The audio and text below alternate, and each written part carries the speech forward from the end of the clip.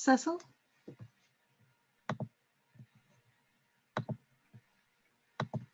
Cecil, you could go ahead. Warmest greetings. Welcome to you all on behalf of the organizing group from whatever point on the compass you have joined us for this online event. We, the organizing group, call ourselves Anti-Imperialists for Global Justice. My name is Cecil Gutsmore, and I'm honored to be chairing this session. I hope it will suffice for me to say that I've spent most of the last of my 7.5 decades resisting against the system, if I can borrow a phrase from Bob Marley.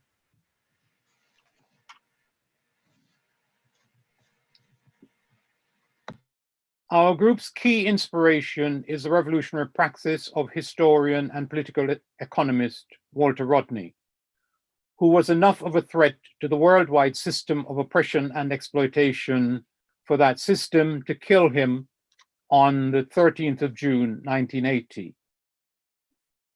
40 years later, a key objective of ours is critically to promote an understanding of his theoretical and practical work and to contribute to action aimed at the total liberation of oppressed people from that system. Walter Rodney was a Caribbean African. Somewhat of a newfangled word for the system's relationship to his region and mine is imperialist extractivism, and that is the focus of today's session. The title of these, my opening remarks, is From Christopher Columbus to Donald Trump, Imperialist Extractivism in the Caribbean. A crucial contribution to the making of the modern capitalist world economy has been variously, often violently extracted from the Caribbean. Resistance to this came early, was constant, and was determined, and was also often spectacular. Clear examples of the latter are the revolutions in Haiti and in Cuba. The Caribbean was, from first contact, targeted for exploitation by the ever-evolving, always racially structured system of European capitalism imperialism. Our indigenous population, the fruits of their excellent agricultural system, their land, its timber, its gold, its pearls, its diamonds, its location, its sea, its sand, its climate, and a still growing list of other commoditized items all populate the predator's domain. And that is a quite illicit and totally illegal domain. Christopher Columbus came incomparably better equipped in military technological terms than the natives of the Caribbean. He said he cited in them an intelligent people, quick to grasp ideas and instructions, and he took this to mean that they were available for enslavement either in their homeland or in Spain. And he says, what will determine this is as your majesty pleases. So he's talking to the Queen of Spain. At the murderous pleasure of the powerful, later labor power was to be exploited in the Caribbean under slavery, under indenture, and under what passes for freedom. Not the largely alluvial gold of the Greater Antilles, but the pearls dived up from near Trinidad provided the Spaniards in the early 1500s with their first immediately profitable cargo. The native Taino people in parts of Hispaniola were subjected very early to a census by the Spaniards. That census was linked to agricultural extraction. In Hispaniola and elsewhere, the Taínos were grievously exploited via what the Spaniards called the economía. Within 4 years of the Spanish arrival, the Taínos in Hispaniola engaged in hopeless armed resistance to Columbus's forces. The historical records show that Columbus himself, referred to as the Admiral, responded by setting against the Indians a selection of 200 Spanish foot soldiers, 20 men from the cavalry, with many crossbows, muskets, lances, and swords, and another more terrible and frightful weapon against the Indians, besides the horses, was the 20 ferocious greyhounds, which, when released and told at him, in 1 hour tore each of them 100 Indians to pieces. That is a quote from Documents in Caribbean History by Eric Williams. It follows that our regional tradition of resistance is one that was directed very early against the Spaniards, and it matters that it is the Taino people who are in at the start of that resistance, and not actually the Maroons, as has been argued, actually a decade later than the mid-1490s. This resistance and this early episode of resistance by the Taínos involved both open or conventional warfare and guerrilla warfare. And importantly, it was led by a female cacique. That's the native name for a queen or chieftainess. And her name was Anacauna. This was a woman. And it follows again that this inaugurates the early female dimension of the grand tradition of Caribbean resistance. The population of the Caribbean was larger by several million than is usually asserted. And their survival levels against the Spaniards was notoriously low. Bartholomew de las Casas confirms this, even while unforgivably proposing enslaved Africans as a replacement labor force following the Spaniards' awful and speedy genocide of the Indians, improperly so called. Other Europeans genocided the native peoples who escaped the genocide at the hands of the Spaniards. The Kalinago or Caribs of the Lesser Antilles did not outlast the Spaniards because of their allegedly warlike nature or their actual military prowess. They survived because the Spaniards had an unlimited interest in the active possession and exploitation of their actual islands or labor power, though in fact they did do some slave hunting in the Lesser Antilles. Now, it matters that while Spain had prior experience of sugar plantation agriculture using enslaved people in Iberia, this was not initially extensively introduced into the Caribbean.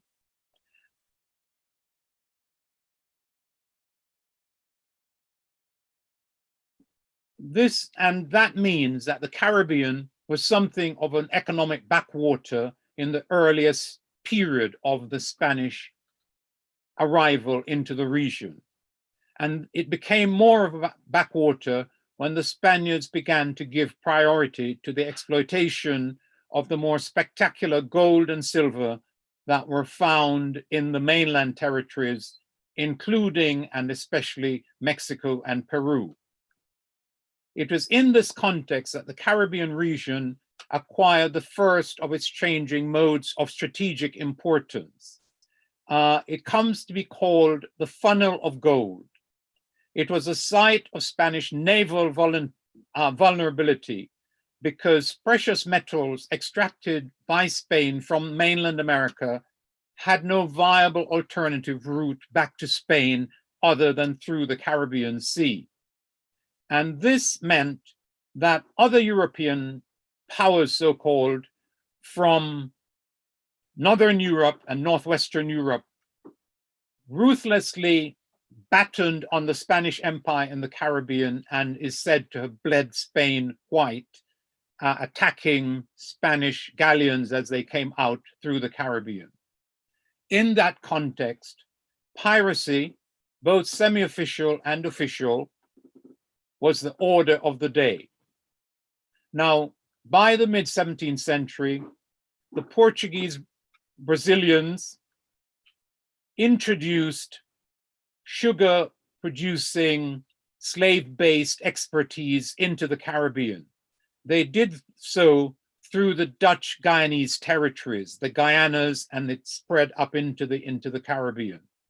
And it was this that made the remainder of the Caribbean into the very valuable capitalism transforming place that Eric Williams talks about in Capitalism and Slavery, and there are equivalent books that deal with the rest of Europe. So the sugar revolution came late, and it came after the 1640s and wasn't anything to do with Spain. Spain, in fact, in territories like Cuba, became specifically exploited in terms of sugar and the like after the 1760s. Now, it doesn't really matter where you look.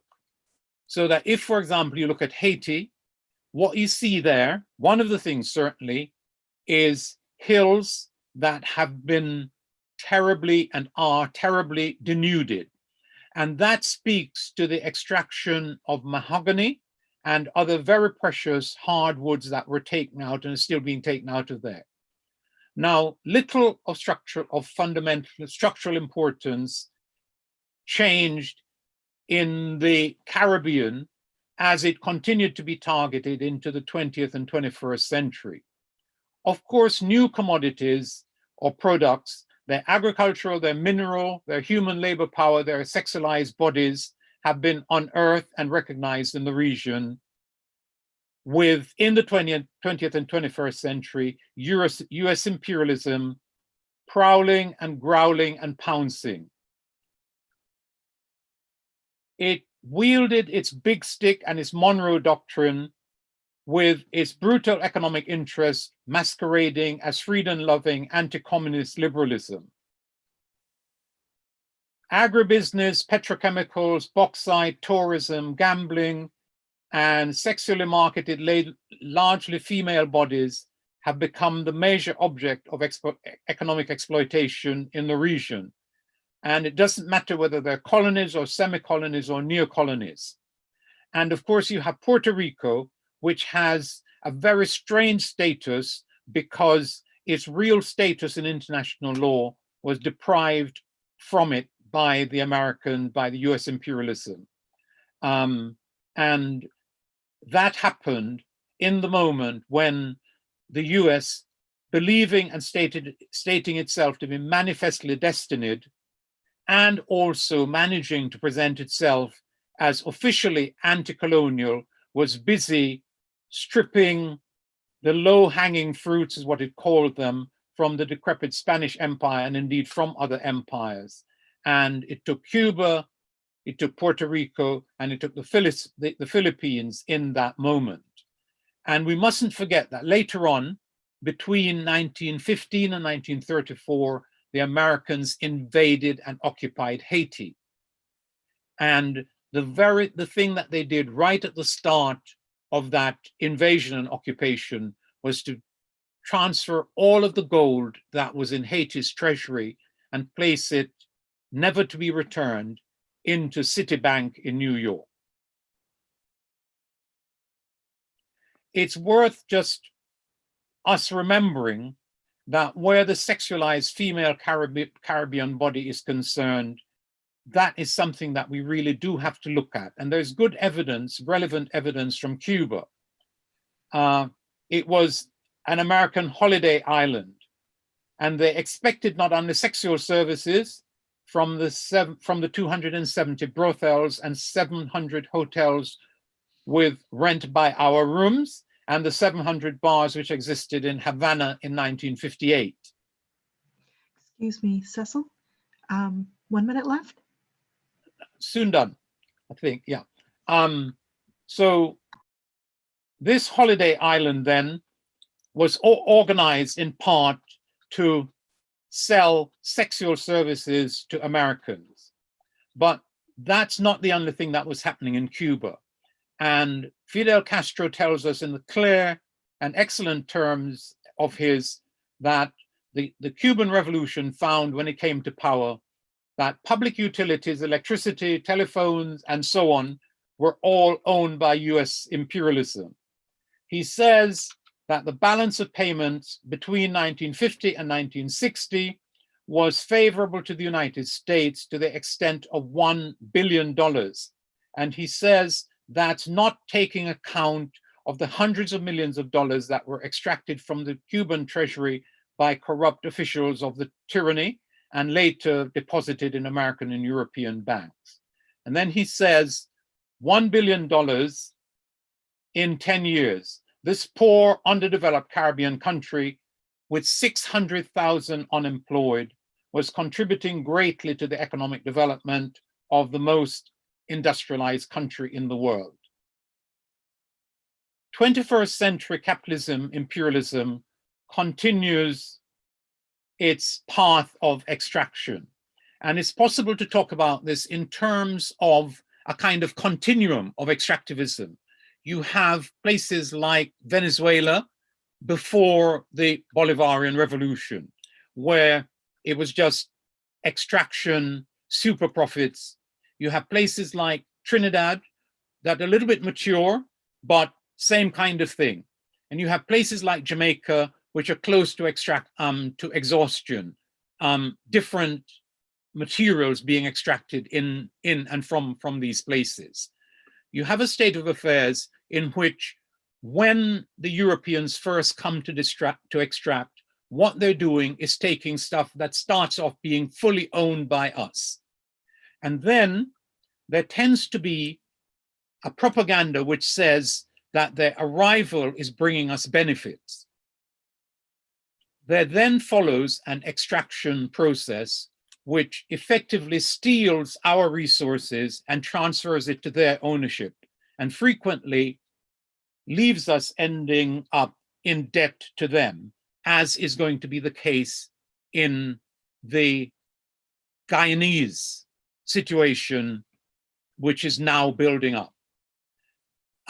It may be that I don't have time to talk about the extent of the destruction of the environment. Our comrade Lloyd will speak to this later, of the environment in Jamaica, which bauxite has wrought in that place.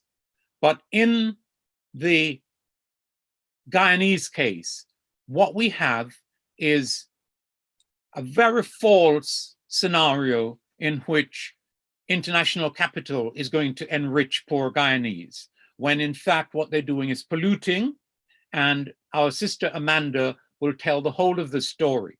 Importantly, it matters that if the extractivist process that is now in train in Guyana goes ahead, from the depths that they are extracting oil and gas, if anything goes wrong, and it can and very well might, it will pollute the whole of the Caribbean region. So over the 500 years of European capitalist imperialist extractivism, what has happened is that our region has been impoverished by a process which settles itself as beneficial to us. Thank you. Now, I want to proceed, and we have an excellent panel. I've already mentioned two of them. And what I'm going to do is just to say that the first of our speakers will be our sister Melinda Janke, and she's going to be talking about fueling lies. This is her topic, fueling lies, Guyana's supposed oil wealth and neocolonialist exploitation. Our sister Melinda will introduce herself, herself rather, and make her presentation. Good afternoon and good evening to those in the UK. Greetings from a cool, sunny afternoon here in Georgetown. I'm delighted to be on this panel. My name is Melinda Janke and I'm an international lawyer. I've worked in the oil sector and I'm now engaged in leading the challenge to the oil development in Guyana, 120 miles offshore, 2 miles below the ocean floor. Very dangerous deep water drilling. My main point is that Guyana is not going to get rich from oil. On the contrary, Guyana will pay a huge price, economically, financially, environmentally, socially, and democratically. Guyana has already experienced the oil curse in a 5-month elections fiasco. But the Guyanese people were rock solid in the commitment to democracy and a peaceful transition to the next government. And I'm emphasizing that because there are repeated attempts by some academics and people overseas to impose a race analysis on everything in Guyana. And these commentators sometimes show an almost hysterical refusal to accept that the Guyanese people have moved on as a nation and left them behind. I'm going to explain to you the oil deal between Guyana and ExxonMobil and its partners, CNOOC, Nixon, and Hess. I'll start with the money question, and I'll show you how Exxon, the government, the World Bank, the IMF, and even some of civil society are weaving a tangled web as they practice to deceive, and not for the first time. But today's context is different. For the first time in the history of this planet, the human species has created a climate emergency that is an existential threat to life on Earth.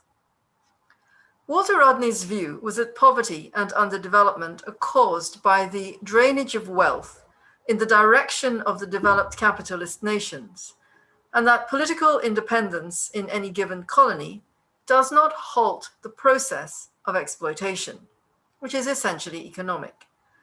He described that as a basic premise that can scarcely be disputed. 40 years after Rodney's assassination by agents of the Guyana government, Guyana is still a living demonstration of Rodney's words.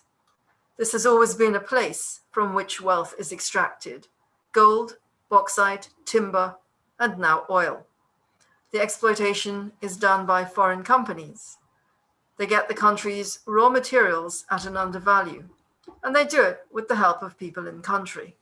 Walter Rodney called them agents and accomplices of neocolonialism. This is usually the government, their cronies, and an elite in the business sector. This tiny minority gets rich. In extractivism, you can end up with a country whose resources are sold to the lowest bidder, and in which the rule of law is undermined. In the case of Guyana's oil, the IMF, the World Bank, NGOs, foreign governments, and media constitute an infrastructure of deceit that facilitates this extractivism and gives it a mask of respectability. Within extractivism, the oil sector stands out for destroying countries, freedom, and the natural world. Venezuela, Chad, Nigeria, the list is too long. Developed countries also suffer if they have oil or want it. The United States' obsession with energy security based on oil has produced a self-defeating foreign policy and eye-wateringly expensive wars that have damaged America's economy and international standing. Europe produced the phenomenon known as the Dutch disease. Norway has managed its wealth brilliantly. But Norway got that wealth by stealing from future generations, violating every principle of intergenerational equity, and contributing to the climate emergency. Norway is the best example of marketing an environmental catastrophe as a social and economic success. Within the oil sector, Guyana's deal with ExxonMobil and partners stands out for its extreme exploitation of the Guyanese people and their resources. In 2018, I examined the oil contract in detail, and I will not repeat that analysis here as it's readily available on YouTube. But in brief, this is a production sharing arrangement. Guyana gets 12.5% of the physical oil to collect and sell, plus a 2% royalty. Everything else goes to ExxonMobil and the partners, who pay no taxes or duties whatsoever. They get back every dollar they spend to get the oil out. Every month, ExxonMobil and partners can take up to 75% of the oil to cover their expenses, and they take the remaining 12.5% as their profit, on which they pay no tax. The costs run to billions of dollars, and Guyana has no control. ExxonMobil has already presented Guyana with a bill for about $1 billion. These were ExxonMobil's costs until Rafael Trotman, the former petroleum minister, decided that the people of Guyana would pay them instead. My own view is that Trotman acted illegally and the pre-contract costs should be challenged in court. Illegality is a recurring theme in Guyana's oil sector. In effect, the government gave ExxonMobil and partners the equivalent of a blank check. This is extractivism at its worst. Even the IMF has criticized it. Guyana is not going to get rich from this deal. Last month, IEFA, the Institute for Energy Economics and Financial Analysis, produced a fiscal analysis of the petroleum deal with ExxonMobil. IEFA is a global energy think tank with a formidable reputation. The IEFA report says that for the next 3 years, oil revenue is not even going to cover Guyana's budget deficit.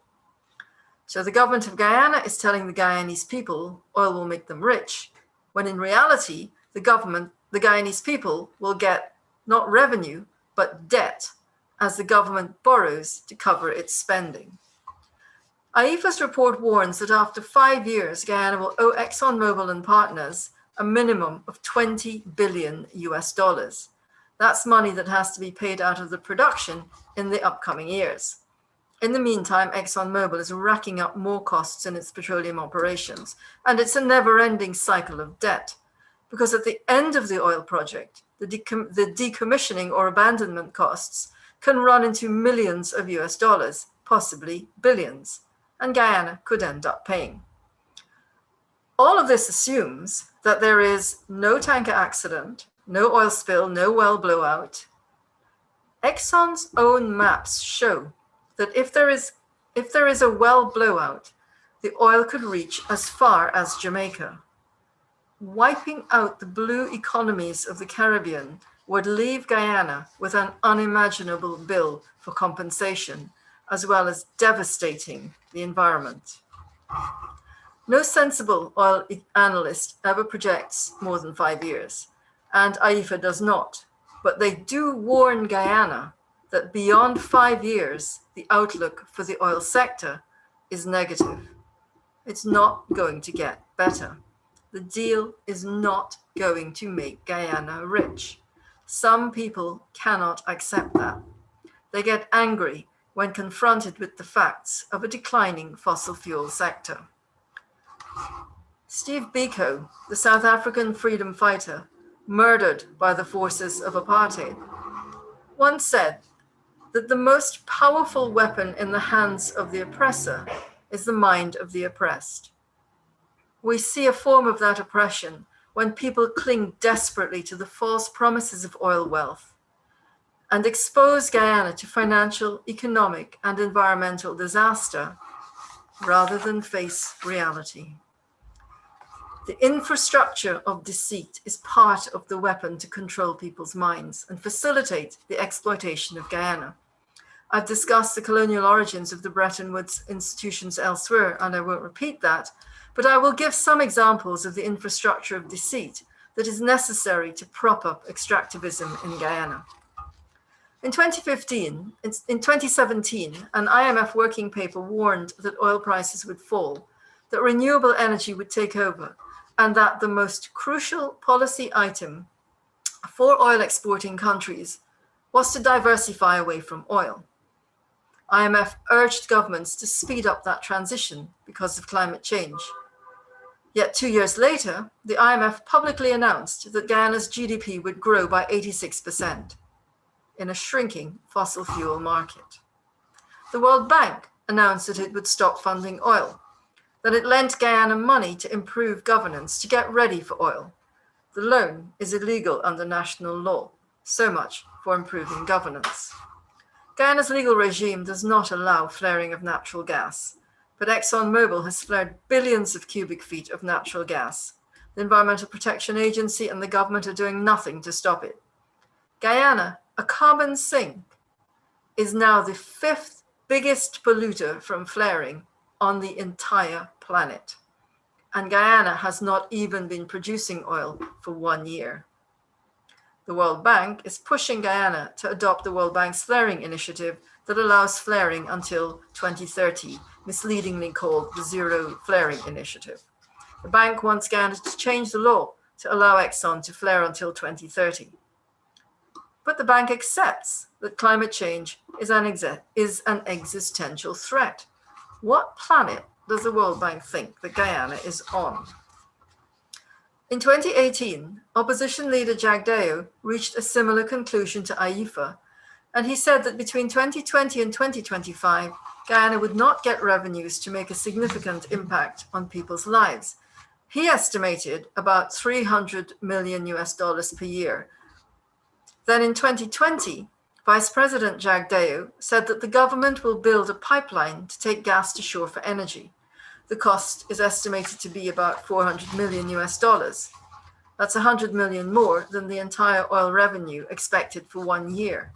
Anybody who knows anything about pipelines will tell you that even this 400 million is a serious underestimate. The rationale for spending these millions of US dollars is to give cheap electricity to Guyanese people living on the coast. The World Bank is also pushing this project. However, the World Bank's own report says that there is little or no domestic gas market in Guyana. So Guyana's revenue will be far less than expected, and even that little is likely to be squandered on vanity projects like the gas to shore pipeline. Now, Guyana has made a commitment under the Paris Agreement, an international treaty on climate change, and Guyana has said that the country will convert to 100% renewable energy by 2025, provided it gets financial help. So it seems there's no money for renewable energy, but the government can find millions of dollars for natural gas, which is well on the way to becoming a stranded fossil fuel asset. Indeed, the IDB, the Inter-American Development Bank, has warned countries about the risk of stranded fossil fuel assets in Latin America and the Caribbean. And what is the IDB doing? It is also lending Guyana money to do oil. Civil society is a small tool in the infrastructure of extractivism. Conservation International Guyana got $10 million from ExxonMobil to work on sustainable livelihoods. Do they not realize that there are no jobs on a dead planet? Global Witness told Guyana, let ExxonMobil extract 8 billion barrels of oil and you will get $168 billion. That $168 billion figure was false, even in January when Global Witness first put it out. The international press, Wall Street Journal, the New York Times, Bloomberg, and so on, repeatedly assert that Guyana will get vast wealth no matter what they are told. The BBC, which has a history of misunderstanding Guyana, has even said that Guyana could be the richest country in the world. And Guyana is not immune from the influence of other governments. The Canadian government used taxpayers' money to pay Alison Redford, the disgraced former premier of Alberta, to review an Exxon field development plan. She approved the plan in record time. The Kaikoura newspaper in Guyana has recently revealed that Redford received money from an Exxon subsidiary when she was premier of Alberta. The examples are endless. Samir Amin was not thinking of Guyana when he wrote that political domination is now expressed through a new style political class and a media clergy, both dedicated exclusively to serving the abstract capitalism of generalized monopolies. But he could have been. Guyana's partner in this financially foolish oil venture is, of course, ExxonMobil, and here is IEFA's assessment. ExxonMobil, the lead company under the contract, is in severe financial distress. It was once the leader of the world's economy. It had a market capitalization of $527 billion in 2007. It is now worth under 150 billion, and it may have to write off 20% of the company's assets at year end. Several of the company's major recent oil investment plans have failed to meet profit expectations, and others have failed completely. ExxonMobil faces an uncertain future regarding its investment priorities, and its current short-term problems make its role as a partner for Guyana more a source of concern than a guarantor of stable future profits. A stark warning indeed for Guyana. AIFA's analysis is that investors have lost confidence in the oil and gas market. It was once 29% of Standard & Poor's 500 investment index, and now it's 2.3% and shrinking. AIFA says that the long-term costs of the Guyana deal far outweigh the benefits to Guyana as the oil industry declines. This is the worst possible time for Guyana to start to do oil. The party is over. Guyana missed it. So is it time to call a halt? Yes. There are dangers to Guyana financially, economically, socially, environmentally. And there is another more compelling reason. The climate emergency on this planet, today, right now. Not tomorrow or in a few years' time, but now. From 1751 to 2018, over 1.5 trillion tons of carbon dioxide has been spewed into the Earth's atmosphere. 25% of that has come from the United States. The American dream has helped to destroy the future for children and grandchildren. That's not a dream, but a nightmare. The European countries have emitted 22% of all carbon dioxide since 1751. The Europeans are very proud of their civilization, but it's costing the Earth. That's nothing to be proud of. Justice demands that the United States and Europe remove those billions of tons of carbon dioxide. In fact, justice demands that every country removes the carbon dioxide that it has emitted until the Earth's atmosphere is back at the pre-industrial levels of 280 parts per million of greenhouse gases. In Guyana's case, Guyana's forests have been removing all of the population's emissions. It's a carbon sink. Guyana's been removing more than it emitted, and by removing excess greenhouse gas, Guyana has been saving the planet. The United States and Europe would do well to follow Guyana's lead. But even here, when the survival of the human species is at stake, we run up against the imperial mindset. In the Paris Agreement, the United States and Europe, the industrialized countries, have the nerve to say they will lead on climate change. So what are they doing?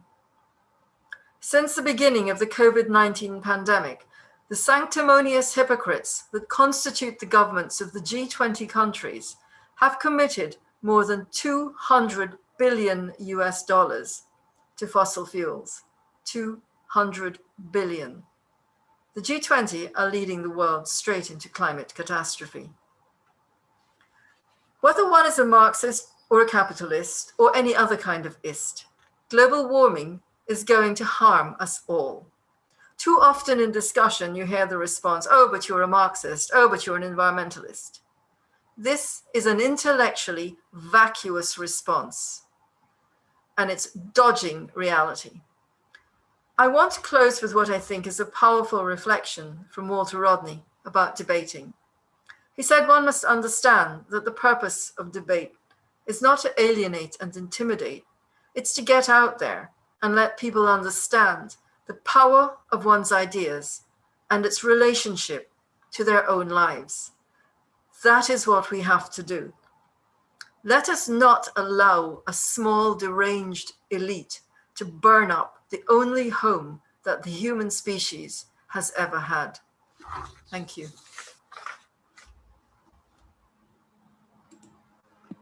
Thank you very much, Melinda.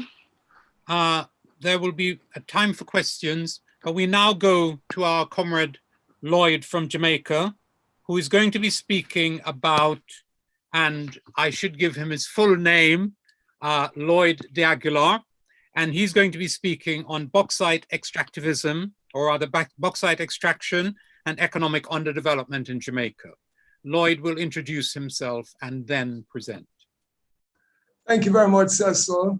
And of course, I describe myself as a human rights activist.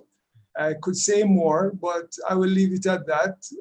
I am also proudly a video documentary filmmaker. I really enjoy that. I've done a lot of documentaries on issues happening in Jamaica, especially what happened in 2010 in Tivoli Gardens, where the state went in and massacred nearly 200 people. So I have been campaigning for justice for the people in West Kingston and Tivoli Gardens. So that is part of my passion.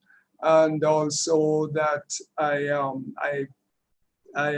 have a radio program, and I use it to the best of my ability to try and educate and to try and see if I could build a movement, because we do need a movement in Jamaica to resist the class oppression that exists and the corruption and so on. So that said, let me get into the bauxite industry in Jamaica and its devastating effect on the economy and the environment. Bauxite was discovered in Jamaica in 1940s, they say, and mining actually started in the 1950s, and the first shipment of bauxite is supposedly took place in June 1952. So we are talking about 68 years ago, when the first shipment of bauxite took place out of Jamaica.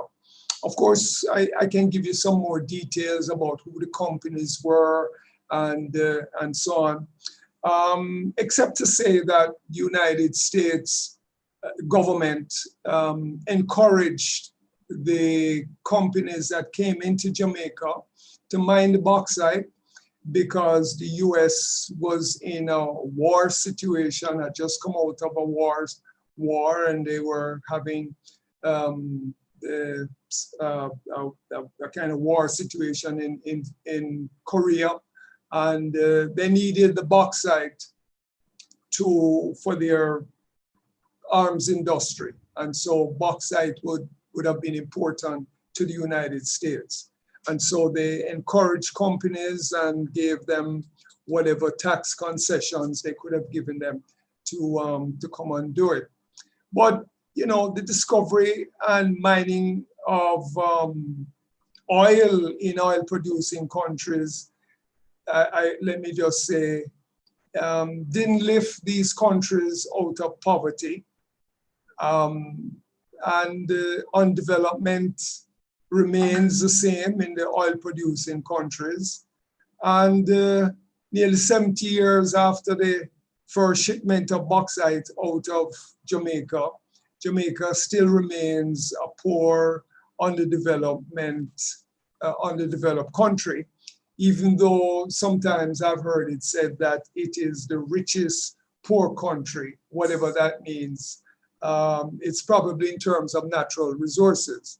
So bauxite has been developed, oil has been, bauxite discovered and developed, oil discovered and developed in neo-colonial countries, and Jamaica, like the other oil-producing countries, remain poor and underdeveloped. So let us see if we can understand why this is so. Let me just say also, and Melinda just explained some of the issues involved in Guyana. But Guyana actually discovered or started mining bauxite before Jamaica as well. And I think they took more decisive action at some point in terms of nationalizing the bauxite industry. But that is something else we will talk about in a while. But the fact remains that as far as the economic situation in Jamaica is concerned, 12.6% of the population lives below the poverty line. And that has statistically improved in recent years, but there were times when 30% of the population was living below the poverty line. And I think that it's really a statistical manipulation to say that it went down to 12.6. However, given the COVID crisis, I think that 12.6 has probably doubled, because the poverty situation is really terrible right now because of the COVID pandemic and lockdown. And the fact that unemployment has probably doubled as well. The unemployment rate, they said, used to be 7.9%, but I think 120,000 people at least have lost their jobs. So unemployment has doubled, poverty has doubled as well. Education and health are grossly underfunded. And there are lots of other social deficiencies and infrastructural shortcomings in the country, the lack of potable water for people and so on. And given the lockdown, you know, children are really suffering, lots of things going on. And I should also add that up to a few years ago, Jamaica was had one of the highest debt to GDP ratios in the world, and which led to the IMF and the government coming to an agreement, give them some money, and they will agree to what the IMF wants. And that agreement resulted in the government making debt payment the first and foremost thing on the agenda. In other words, before you do anything in terms of dealing with the social issues of the people, you pay the debt first. And then the IMF says, well, all right, and we will give you some money to take care of your recurrent expenditures and etc. But you have to commit yourself to repaying and paying down the debt. Let me say that the government has been applauded by the IMF and many financial institutions as carrying out the program very faithfully. As a matter of fact, I think the lady who was in charge of the IMF, when she comes here to Jamaica, and she used to hug and kiss the Prime Minister and the leader of the opposition and the Finance Minister, would tell them that she expected some kind of a revolution to take place in Jamaica, because Jamaica's situation was as bad as what was happening in Greece. And there were mass protests in Greece, but there were no mass protests in Jamaica. So we suffered as a result of that, because there were cutbacks in expenditure and health and education and so on. So we are, wrapped up with the International Monetary Fund, because we don't earn enough money to take care of the social needs of the people. Let me also say that the Jamaican economy has, since the 1960s, when the bauxite industry was about to start investing, has never grown by more than 2% in any year since the 1960s, the economy, GDP growth. I mean, it has, for the most part, been below 1%. Maybe now and again it will go beyond 1%. So this economy is not growing. And I guess we could make comparisons with other countries in Africa and maybe even Guyana, where they mine and where, and so on, just to see the comparisons. But in Jamaica, there's no economic growth taking place, very marginal, if anything. And let me just say also that up to when the export of bauxite started, Jamaica's main exports were sugar and banana. And there was no indigenous manufacturing, but it was the beginning of assembly type manufacturing that was, how the economy first started to develop along with bauxite mining. So again, just to make an obvious point, bauxite did not stimulate stimulate indigenous manufacturing in any way. It just didn't. Right? Jamaica didn't become an industrial manufacturing country as a result of the influx of bauxite resources. Tourism developed instead, and that is today the greatest contributor to the economy and its contribution to foreign exchange. So the point is that the discovery of bauxite had raised the question as to whether this would be the turning point for Jamaica's economy, whether it would produce industrial development. And as I said, this did not materialize. Industrial development did not take place, as I guess we could argue in many other countries where they are dependent on extractive industry.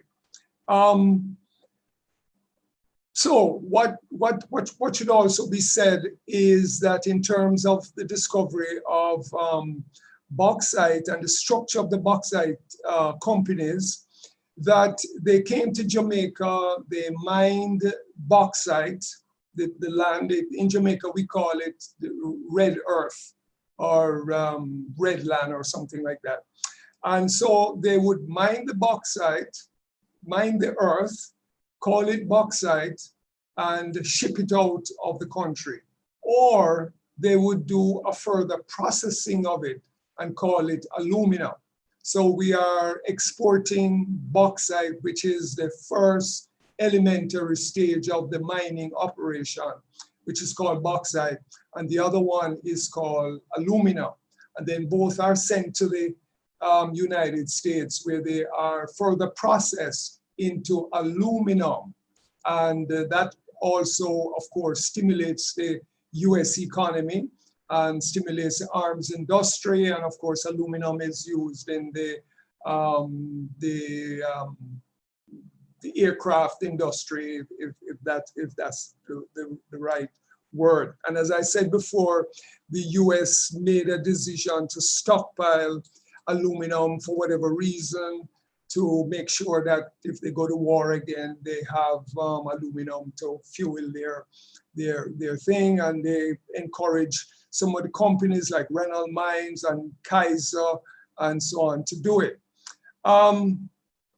But the need to, what we're really getting at is that these bauxite alumina companies that came to Jamaica would mine the bauxite and then send it to, whether it's to the United States or to Canada, and then they themselves would process it into aluminum, right? So they are what you call vertically integrated companies, which means that when they mine the bauxite and the alumina, they're not selling it on the market, they're selling it to themselves. So it now becomes a situation where they can determine the price of the bauxite alumina that they buy from Jamaica. So clearly it is a big advantage to them. And of course they will say to Jamaica, well, listen, in order to convert alumina to aluminum, you would require a big investment in energy, which is not possible.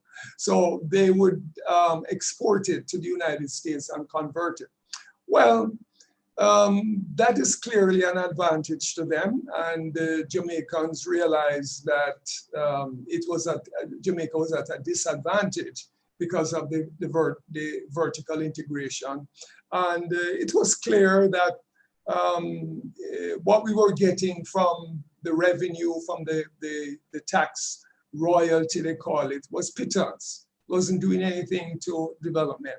So in the 1970s, when the Michael Manley administration came to power, and they had a more aggressive, more nationalistic approach to the economy, they decided that they would set up a special study into how the bauxite companies operated.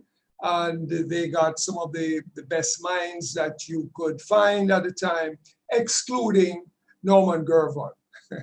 For some reason, they didn't want Norman Gervon to be on that team, political reason. I understand it's because Norman was involved with the Guyana situation, and I guess he recommended nationalization of the bauxite in Guyana. So they didn't want to set up a kind of confrontational situation with the Americans here, because they may believe that we're going towards nationalization. So the government came up with what they call a bauxite levy. It would be too complicated to get into what the bauxite levy is all about, except to say that it was supposed to result in more revenue from the government, result in a more realistic assessment of how much profits they were making, and increase revenue for the Jamaican government, for the people and the country.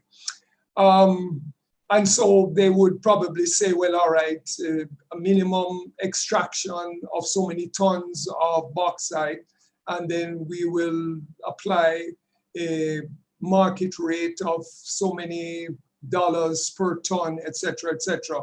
And it resulted in what they call the bauxite levy.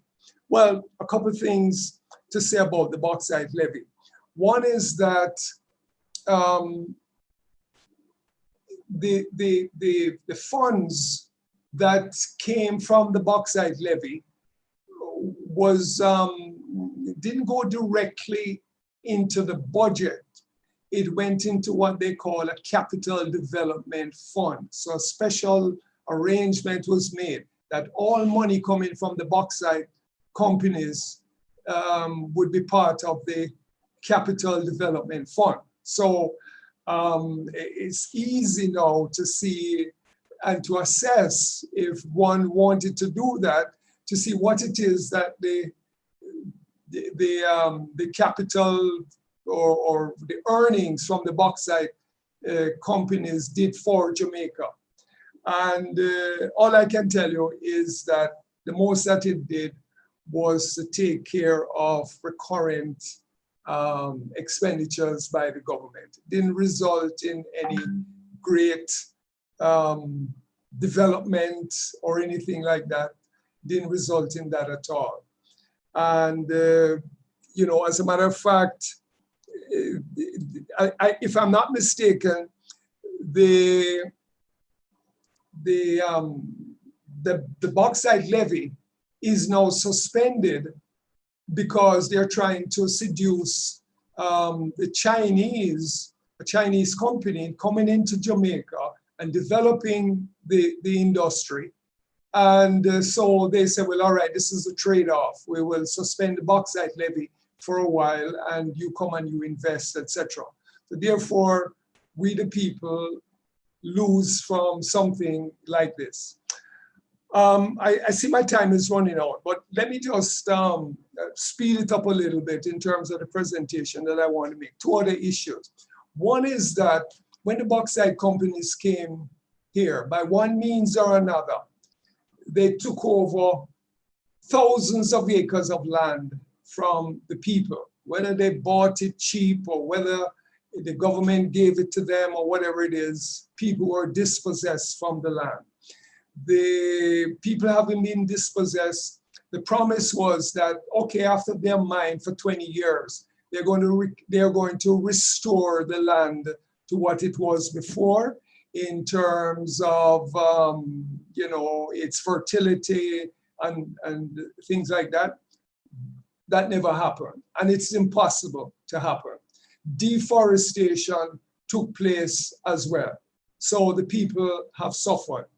And not only have they suffered in terms of land and landlessness in Jamaica, people being accused of being squatters, all that kind of thing, but a lot of them have suffered health problems because of the mining, the dust from the bauxite companies, and it has destroyed their crops, it has damaged their houses, and a lot of them have to go to hospital to deal with it. Sometimes the bauxite companies will come and give them a little handout, but that doesn't deal with the real fundamental problems of the health issues that it has caused for them. The next issue, of course, is the fact that the deforestation, and currently they want to move even more into the cockpit country in Jamaica, which is the equivalent of the Amazon forests in Brazil. That is the cockpit country is our equivalent of the Amazon in Brazil. And also the similarity is that in the Amazon in Brazil, it's the indigenous people who live there, indigenous people who live in the Amazon for the most part, and who are suffering because they're cutting down the trees and engaging in all kind of production.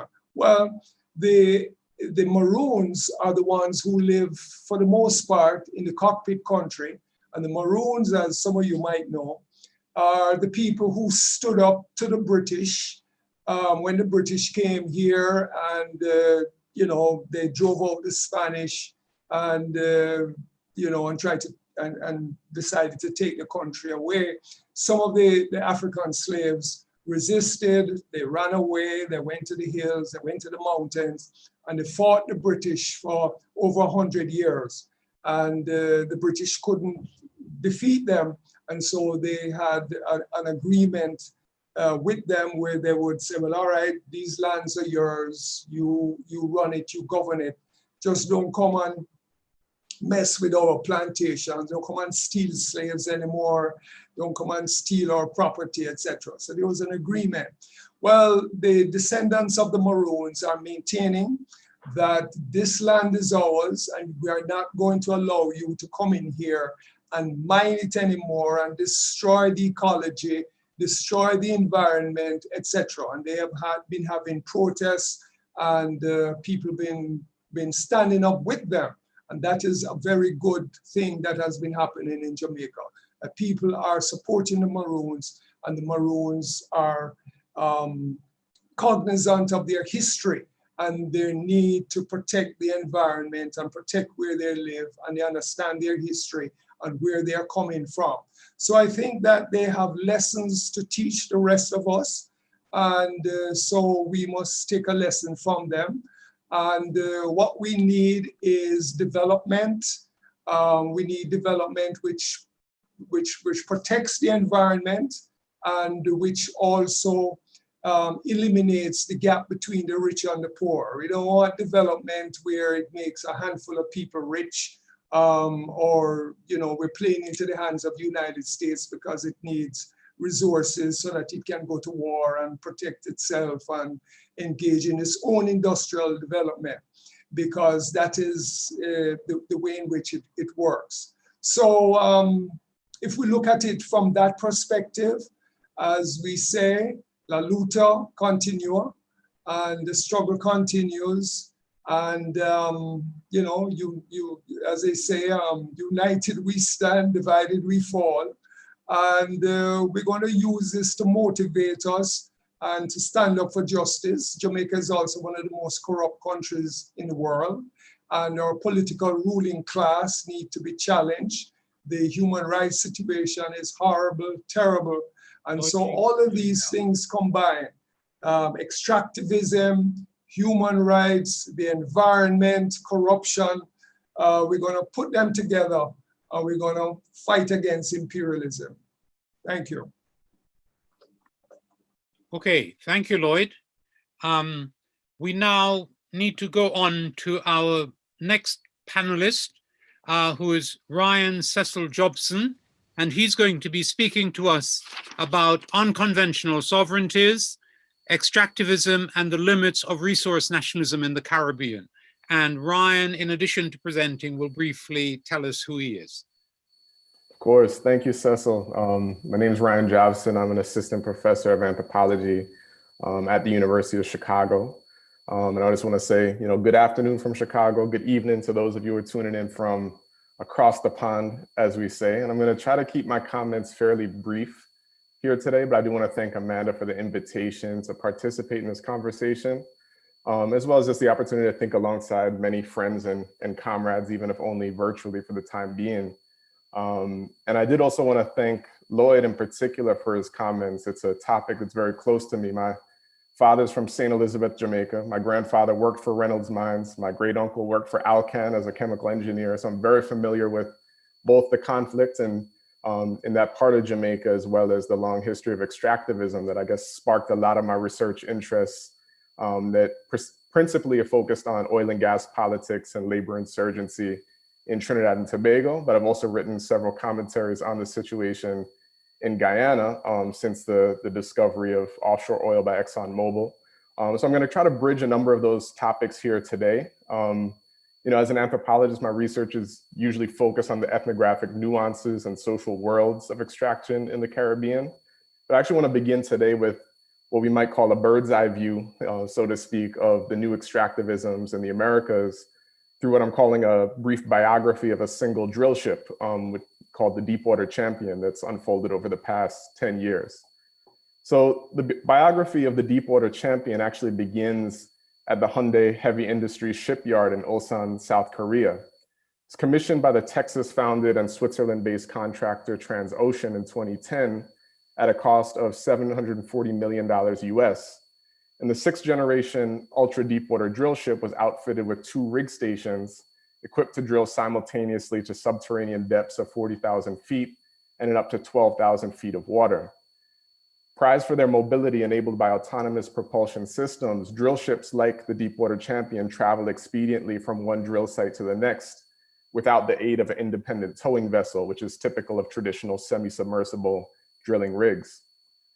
Initially leased to ExxonMobil for offshore operations in Turkey, the drill ship completed its maiden voyage from Ulsan after it passed through the Bosphorus Strait in Istanbul. After this pilot drilling program, it crossed into the territorial waters of Romania for another venture in the Black Sea. And after this venture in Romania, it ventured across the Atlantic to the US Gulf of Mexico, where it began a 3-year contract in June 2012 until it was prematurely pulled from the Gulf to spud an exploratory well in Guyana in 2015. So drilling, of course, proceeded despite the competing territorial claims at the time by the neighboring Bolivarian Republic of Venezuela. And now what we know as the resulting Liza-1 well generated the first major offshore oil discovery in Guyana with a productive potential in excess of 700 million barrels of crude oil equivalent. So I recount all of this, not just as a sort of novelty, but also to map the context behind the new extractivisms in the Caribbean, the sort of technological and geographic changes, and also to remind us that the landscape of extractivism in the Caribbean is never disconnected from these other extractive and industrial geographies that link us to the Black Sea, to the Mediterranean, to the Gulf of Mexico, to South Korea, for instance.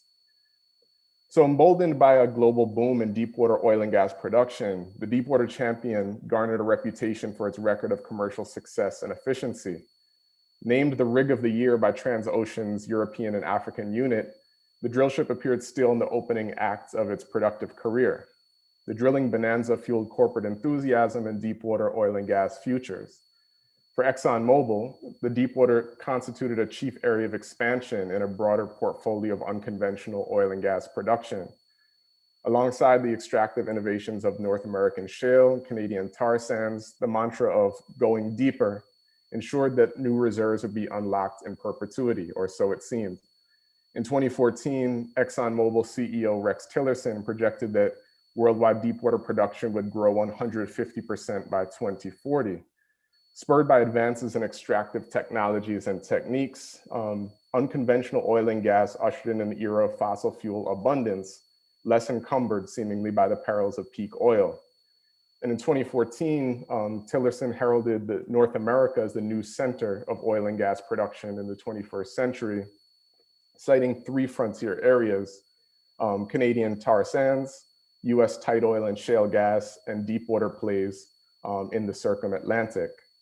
For the first half decade of its productive life, from 2010 to 2015, the Deepwater Champion didn't concern itself with whether another frontier would emerge. rather than a question of if this frontier would present itself, it remains simply where and when it would be deployed to next. During its productive life, the Deepwater Champion exploited the commercial viability of deepwater ventures with reckless abandon. The 2010 Deepwater Horizon blowout in the Gulf of Mexico notwithstanding, the commercial prospects of oil and gas continued to attract investors even after the US government responded with certain restrictions on deepwater drilling. As deepwater exploration and production boomed elsewhere in the Brazilian pre-salt and the West African offshore, for instance, the future of this particular drill ship appeared especially bright. But of course, this boom didn't last. In the latter months of 2014, which is when I actually arrived in Trinidad for the bulk of my field research, spot prices for oil and natural gas dropped precipitously as the combined production of Saudi crude and US tight oil resulted in a worldwide glut in oil supplies. This was euphemized by The Economist as a geopolitical skirmish of sheikhs versus shale, in which the US effectively toppled Saudi Arabia as the swing producer at that moment, capable of setting the oil markets.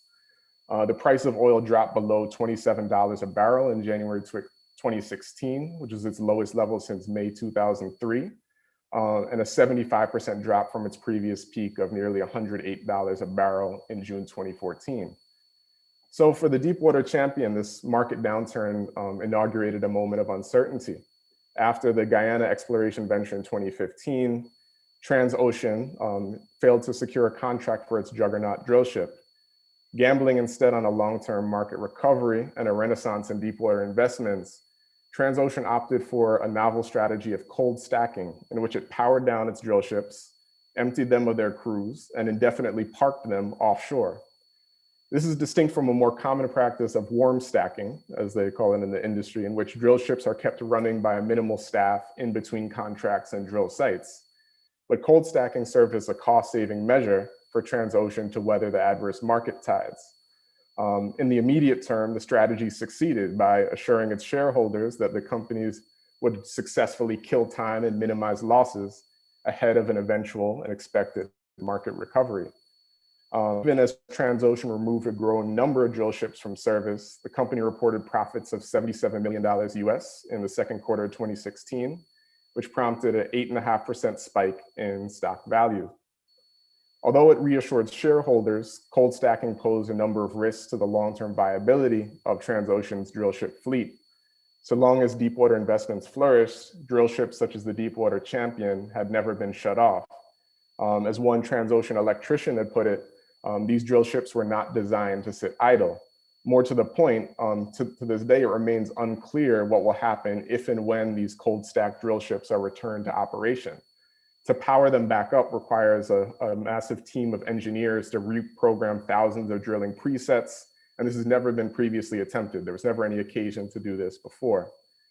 In straightforward terms, as the byline of one energy newspaper queried, what happens when they try to turn them back on? The cold stack gamble, therefore, is twofold. One, it's a gamble on the recovery of oil and gas markets, and I think Melinda has shown should not be the expectation, particularly now in 2020.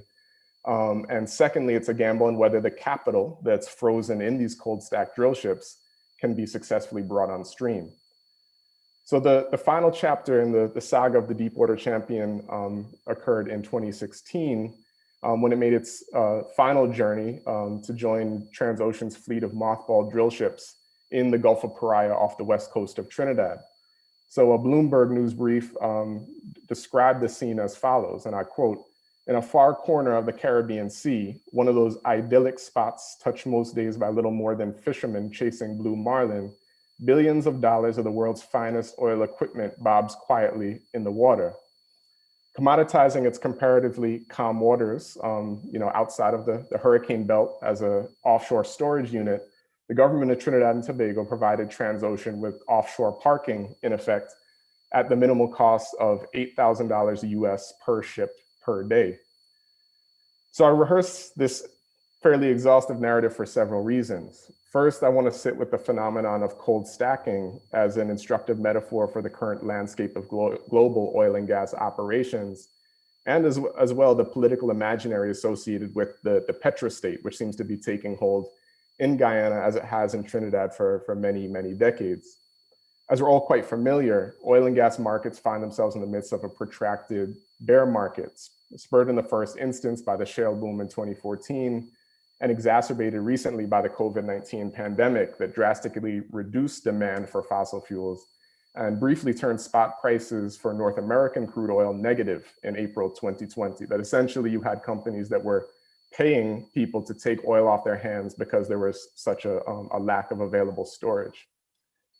In effect, both oil and gas multinationals and oil exporting states have placed their operations on ice, so to speak, anticipating a much longer than expected road to a market recovery. In Trinidad, the accumulation of cold stacked rigs in its offshore waters sits at odds with a model of statecraft that remains dependent on oil and gas rents and revenues, but has failed to reverse both a decade-long decline in crude oil production, which now rests at historic lows, decades-long lows in Trinidad, or to resolve a persistent shortfall in natural gas feedstock that's used in its petrochemical industries that's led to the shuttering of several industrial facilities at its storied or perhaps sometimes infamous Point Lisas industrial estate. In Guyana, production from its landmark offshore fields by ExxonMobil continues despite the decline in crude markets, as Melinda suggested earlier. But the current market landscape has thrown cold water on the expected windfall that inspired hyperbolic projections several years ago that each Guyanese will be a US dollar millionaire or worth that in a few years. In addition to the meager 2% royalty on all crude oil sales that's extended to the government of Guyana under the product sharing agreement with Exxon, the agreement also permits the oil major to recoup its operational costs from oil sales, capped at 75% of total monthly production. Not only are provisions of this sort notoriously susceptible to gold plating, which is a practice in which reported costs of operations are deliberately inflated to maximize corporate profits, but needless to say, it's negatively impacted the revenues enjoyed by the Guyanese state as the profit margins per barrel shrink considerably. Both Trinidad and Tobago and Guyana represent distinct iterations of what I'm calling here unconventional sovereignties, in the sense that their political and economic futures are increasingly staked to these unconventional extractivisms.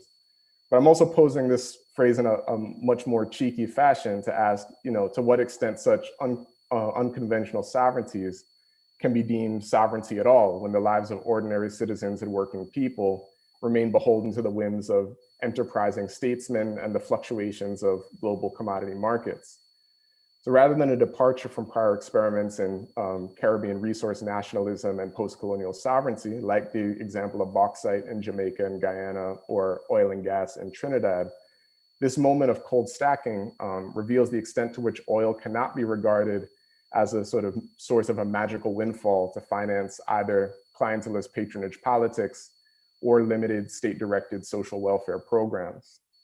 Another lesson we derive from the biography of the Deepwater Champion relates to the theme of this conversation on the resistance to such new extractivisms in the Caribbean. So while in Trinidad, there's a storied history of labor insurgency in the oil and gas sector, beginning with the general strike of 1937, it's worth emphasizing that the geographies of extraction and also of resistance have shifted markedly with the turn from onshore and conventional drilling to these offshore and deepwater frontiers. So an examination of the technical properties of the Deepwater Champion really sheds greater light on this new status quo.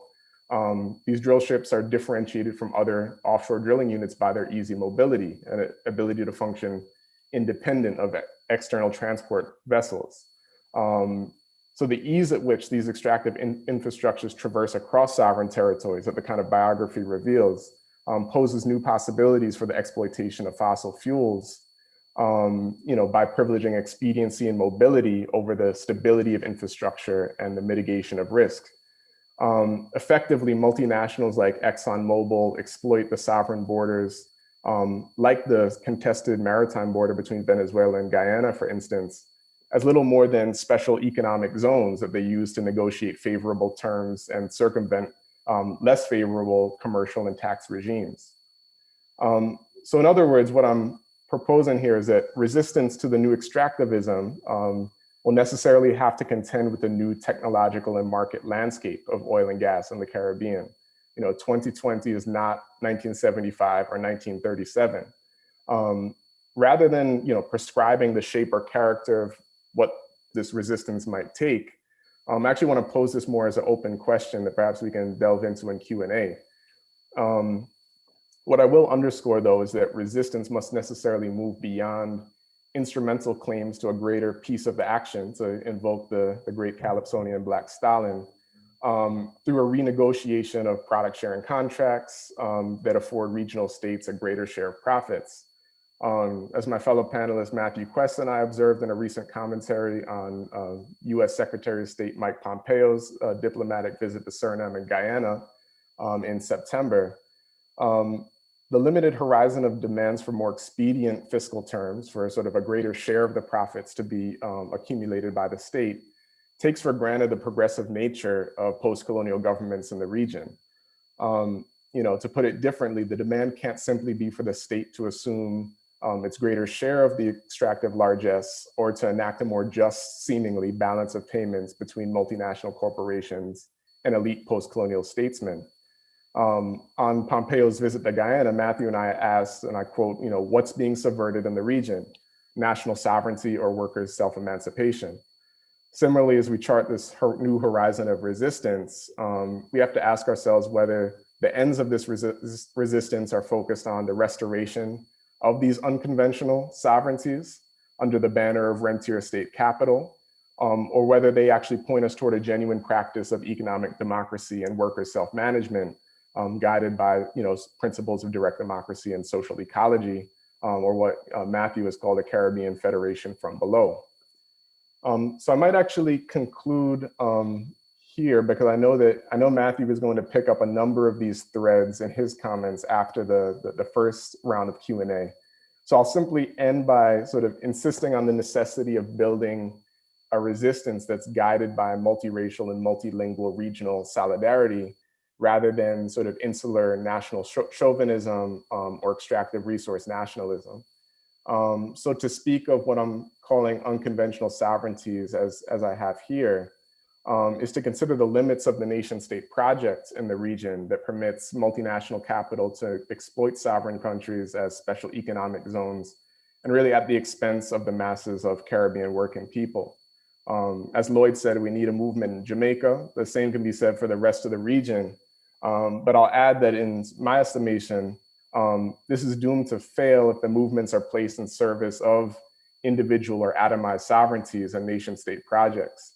We need to think in regional terms. We need to think in global terms about the various geographies that are implicated, again, in these new extractivisms. So what is the horizon of this resistance? The focus on Guyana as the latest theater of this standoff with North Atlantic capital, by necessity must involve mobilizing ordinary people to reject all sides of the, quote unquote, oil war between nation states over paltry extractive rents and royalties. When Matthew and I published our commentary in Guyana in the Alyssa Trotz's In the Diaspora column, we were criticized by some for our relentless idealism on this front, that we insisted on a political horizon that extends beyond the nation state and beyond parliamentary governance. Yet I think we should remind ourselves that the nation state project in the Caribbean is barely 50 years old, and it shouldn't be treated as a natural or inevitable model of political organization. It certainly wasn't in the early 60s when many other proposals were on the table, and various versions of the Federation project were on the table. So following the lessons of the great CLR James, I'll just conclude by saying that the ideal of a regional federation from below will also require the vast sort of cultural and political energies to chart a new course for the Caribbean political imagination. And this is the work ahead. So I'll leave it there for now, and thank you all again. Thank you very much, Ryan. Much food for thought there, as from our previous presenters. Maybe Amanda will help me in terms of how we handle the I'm going to take over to the Q&A, Cecil. I'm going to get the questions up now for the panelists. I just want to say thanks to all the viewers on YouTube. I've asked for which countries they're coming from. I'll just read a few that gave us: United States, Germany, Trinidad and Tobago, UK, Turkey, India, New Zealand, Ireland and Jamaica. So there's a big spread there. A few questions. Compass, indeed, yes. Yes. A few questions. Maybe first to Melinda. This first one has been covered in a sort of, but it could be expanded upon. Is there any active organisation or group for supporting the situation of Guyana now? Is it possible to prevent these imperialistic practices in Guyana? So thank you very much. That's a very good question. There's quite a lot going on to, first of all, tell people the truth about the oil, because of course you won't have any resistance until people know the dangers that oil poses for Guyana. There's quite a lot of work to try and undo what I had referred to earlier as the infrastructure of deceit.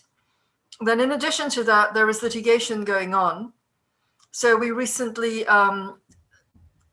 brought a case challenging the Exxon permits, and I was a lawyer on that case along with Sinath Jairam in Trinidad and Pratesh Satram here in Guyana. And we were successful in getting ExxonMobil's permits cut down to 5 years.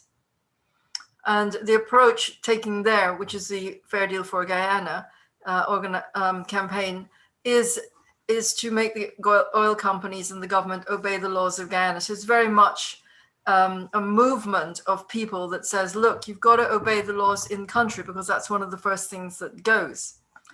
And to get them to protect the environment for present and future generations. So that's really the Fair Deal movement. And there's a lot more information on the Twitter, which is a Fair Deal for Guyana, a Fair Deal for the Planet. I think there's also a website, and there may be a link to a crowd justice page. So that's really where the information is. Thank you, Amanda. Next question. Next question. Maybe Lloyd could answer the same question in relation to Jamaica. Is there any active organisation or group for supporting the situation in Jamaica now? Is it possible to prevent this imperialist practice in Jamaica? Mm-hmm. Okay. Lloyd? Yes, sorry. Well, as I said before, presently, an environmental movement is developing against the devastating way in which the mining of bauxite is affecting people. So an environmental movement led by the Maroons, and they are supported by others who have an understanding of the damage that the bauxite companies have caused for the people. There is also another issue which has arisen in St. Anne, a place called Discovery Bay, where a company wants to go in there and mine the mountains there as well. And people are saying, no, no, no, that is going to destroy the environment, affect our health, and so on. There are hints of corruption where the government is concerned, and so on. So from an environmental point of view, a movement, you could say, is developing. I will say, however, that it still has to deal with other challenges. And one of the challenges is that the bauxite companies, for example, we get the workers to come out on the streets, hold up some placards and say, we need work, so that the people in the cockpit country area back off because we want work. And the same thing with the mining in this particular area. They are able to organize workers and to say back off because we want work. So that becomes problematic in terms of environment versus the workers, especially when unemployment is so high. So, so you have to go the 9 yards. You have to say, well, listen, we need a new economy. We need everybody to have work. We need a land, the crown lands to be distributed, etc. We need to take care of the social needs of the people so that we can take care of the environmental needs of everybody, including workers. So we need a comprehensive response in dealing with those underhanded methods that they are going to try to use to undermine the development of a movement against, bauxite mining and mining period, which destroys the environment and contributes to global warming. Thank you. Thank you. Further question? One more question, I think, is all we can take. Okay. Well, we'll get one for Ryan. It's, could you suggest readings for Caribbean thought on federation from below? Do you think the stateless democracies of the Kurds and Zapatistas could inspire a new movement in Caribbean? And are there any groups or movements in the Caribbean heading in such a direction? Absolutely. That may be two questions there. No, of course. I think that, I may also have to defer to Matthew again, because Matthew's been at the helm of a lot of publishing efforts with, I believe, a small Atlanta-based publisher that's collected a lot of these writings that were previously inaccessible, like AUC Guayana's The Bauxite Strike and the Old Politics, as well as the collected writings of Fundy or Joseph Edwards, who is a labor organizer and refrigerator mechanic in Jamaica. So there's a sort of broad, as what Matthew calls the Caribbean direct democratic tradition. A lot of this still remains out of print. Also just the writings of C.L.R. James, particularly work like Party Politics in the West Indies, which I believe is also out of print, Facing Reality, and other works from, I would say, the latter half of his writerly career are really crucial in this regard. What I will add to this is that, there are isolated organizations, I shouldn't say isolated, there are loosely connected organizations and movements in Trinidad, which is the context I'm most familiar with, that have assembled against extractivism, against the natural gas master plan that has been in place by the government, against the construction of aluminum smelter facilities.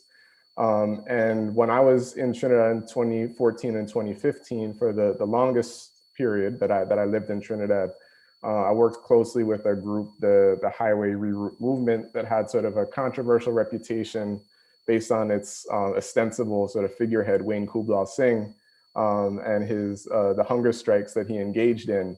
But just to say that there are a number of moments at which, under the guise of environmentalism, under the guise of anti-corruption, various civil society assemblages have come together that provide an opportunity to think about a moment of resistance. What I will add to that is that this past summer, the kind of global insurgency that we've seen against the police state is something that we also saw reflected in the Caribbean. And I think it's important for us to acknowledge and recognize whether it happens under a particular organizational umbrella.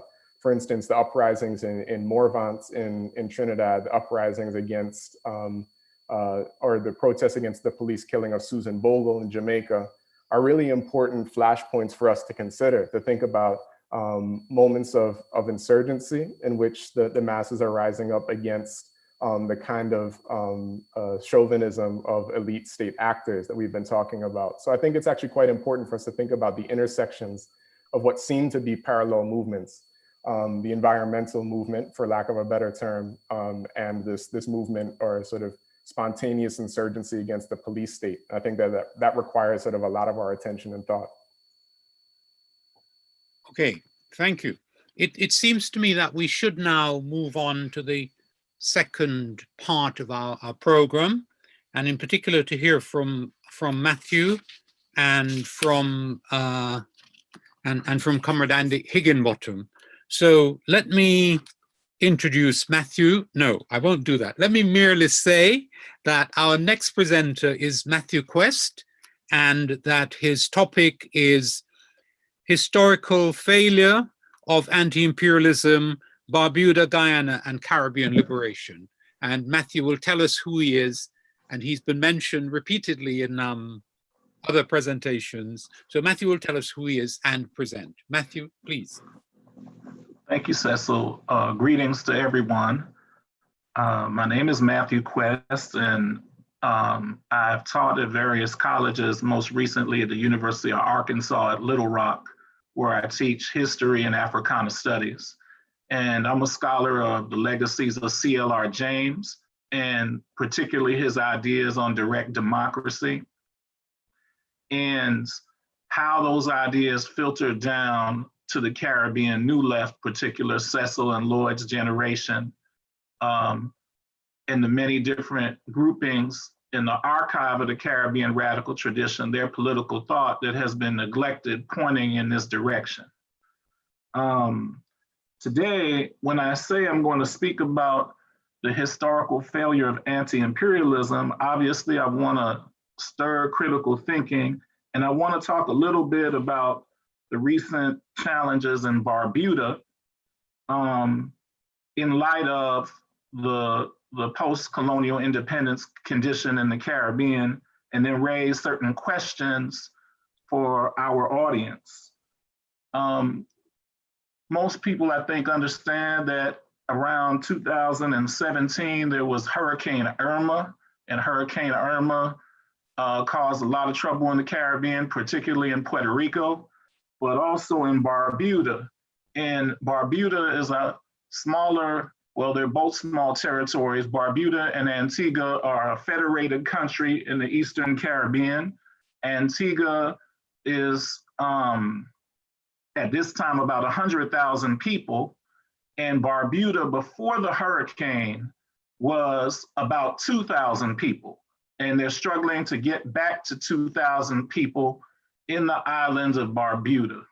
So whether we feel uncomfortable calling Barbuda some kind of nation, obviously it's hard at 2,000, but we can look at some of the ideas of the small territory that has tremendous capacities, and the city-state model that has often been used to talk about Caribbean possibilities. And what has happened in Barbuda is, following aid to try to deal with the refugee problem after the Great Storm, there has been a general attack on the Barbuda people from the Antigua Prime Minister and the cultural apparatus around Mr. Prime Minister Gaston Brown. And what has happened is the Barbuda people have had a history of communal land tenure that goes back to post-slavery times. And the government has tried to discredit this tradition of communal land tenure. And this tradition of communal land tenure is not a modern communism. It is something closer to what in other territories in the Caribbean we've called, sometimes it's called Susu or Lenhan, where there's a cooperative spirit in both distributing land and making sure that everyone has access to land for a homestead that they don't have to pay for. They, of course, have to build their homes, some taxation. But in any event, there has been a move by, if you wish to call it this, the neoliberal Brown government to enclose the commons on Barbuda, to create new laws that basically contain the people in Barbuda so they cannot use the land to farm and fish as they please. There have been attacks on the Barbuda fisheries industry. And there has been an attempt to make international development agreements with people who want to build all-inclusive hotels on the other side of the island and allocate land to them without the Barbuda Council's consent. There's been an attempt to build an airport without the consent, and that has disrupted the fauna and flora and the ecology on the islands. I could go on, and I have written some things about it. I think one of the best writers about it is the former early editor of the Outlet publication out of Tim Hector's Antigua Caribbean Liberation Movement, Alvet Ellerton Jeffers, sometimes known as Jeff, sometimes known as Ellerton. He has been the one consistently writing and recording about what's going on there from a critical perspective. The issue at hand is that we have people in the Antiguan government, from the prime minister to his advisors. The prime minister is a transparent capitalist who has manipulated the local laws to become wealthy off real estate and banking and put that wealth in his personal hands. At the same time, he has people around him talking variations of socialism, African nationalism, reparations, connecting him up with CARICOM. And it's clear that every pan-Caribbean, pan-African socialist sentiment is hostile to the toiling people of Barbuda. Okay? Now, do I think that's unique to the Antigua and Barbuda situation? No, not in observing Trinidad or Guyana or Jamaica. It's a widespread problem that a cultural apparatus of individuals with these ideologies serve to advise transparent capitalist politicians in the region who are openly attacking Caribbean toilers. So then this raises a question, because I think it's part of Caribbean national culture to be anti-imperialist. Of course, there are people that are more pretenders and there are people that are more serious, but certainly in the national press, it's understood the history of the Caribbean territories as having been subordinated by British imperialism and elsewhere. Perhaps not as stridently critical of American empire as we would like. But there's this question that if we have a critique of neoliberalism and it's so widespread, why is the critique of neoliberalism overwhelmingly pro-capitalist, not just in the Caribbean region, but on a world scale? This is a question I'm asking, because if neoliberalism is concerned with privatization and the logic of the free market, the critics of neoliberalism would like more public and nationalized property. And they have a kind of welfare state of mind. They would like to, in their wildest imagination, expand the welfare state.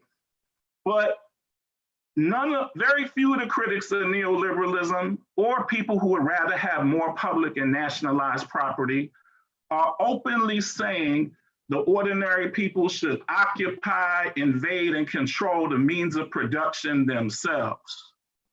Certainly, it's not something that I have to manufacture in my head, because in the archive of the Caribbean radical tradition, many people have advocated this before. And there's an archive of strategies and documents and journals that have talked about this. But the problem is, anti-imperialism, as Ryan suggested, can blur the line between a search for national sovereignty or national purpose politics, when it also clashes with the striving for coordination of the region from a point of view of workers' self-emancipation and Caribbean Federation from below. And so what we have with all these diagnostic studies of political economy is we tend to share economic thought with the prime ministers and the governments in the region. People can object to that. They can say, well, I don't share thought with these neoliberal politicians. I mean, I've advised them, I wish we would have more public and nationalized property, but that's the thing. People are advising them. They see the regional governments as somehow strategic partners in anti-imperialism. They do not see the commoners in Barbuda with the traditional communal land tenure as their partners. In fact, they allow people who associate themselves with all types of progressive ideologies and institutions to degrade the legitimacy of the communal traditions of the Barbudan people. You see, they talk about them as economically unviable. They talk about them as lazy. They talk about their communal traditions as a myth. Well, all communal traditions, modern or further in the past, can be improved upon, and dialogue and solidarity might advance the insurgent and direct democratic qualities of communal traditions. But that's not what's happening. What's happening is the anti-imperialist heritage is a loyal opposition to states and ruling classes in the region today. Now, let me say a little bit about direct democracy, because direct democracy is not participatory democracy. It's not reconcilable with electoral politics or a minority to rule above society, however progressive. Direct democracy is a new form of government where workplace councils and popular assemblies directly govern. And then if you're going to have a federation of those forms, you can have a Caribbean federation from below. But it makes no sense if we don't see that professional intellectuals or professional administrators need to be abolished as the embodiment of culture and government. And why do I say this? Because does anybody think CARICOM is advancing anti-imperialism today? Is CARICOM the highest stage of Caribbean federation? And what type of social class of people, gather at CARICOM meetings? We need to talk about that, because we cannot share collaborative spaces with the administrators of neocolonialism. And we have to talk plainly about that. And if empire is the military domination, economic exploitation, and cultural subordination of one nation by a foreign power, is there any anti-imperialist movement or even ideas that is talking about opposing the United States today? Venezuela is not articulating that. Cuba is not articulating that, okay? So why is that? Because the state capitalist and nationalized forms, no one talks about this, are invested in by foreign governments and houses of finance. So if we're going to reject neoliberal extractivism and see the alternative as public and nationalized property, right, then what we're really making partnerships with is global houses of finance, also still, right, and multinational corporations and other governments. So we need to think about how direct democracy and anti-imperialist economics sometimes are in conflict, but sometimes can be reconciled to advance the struggle. Let me add another point. We gather in the tradition of Walter Rodney.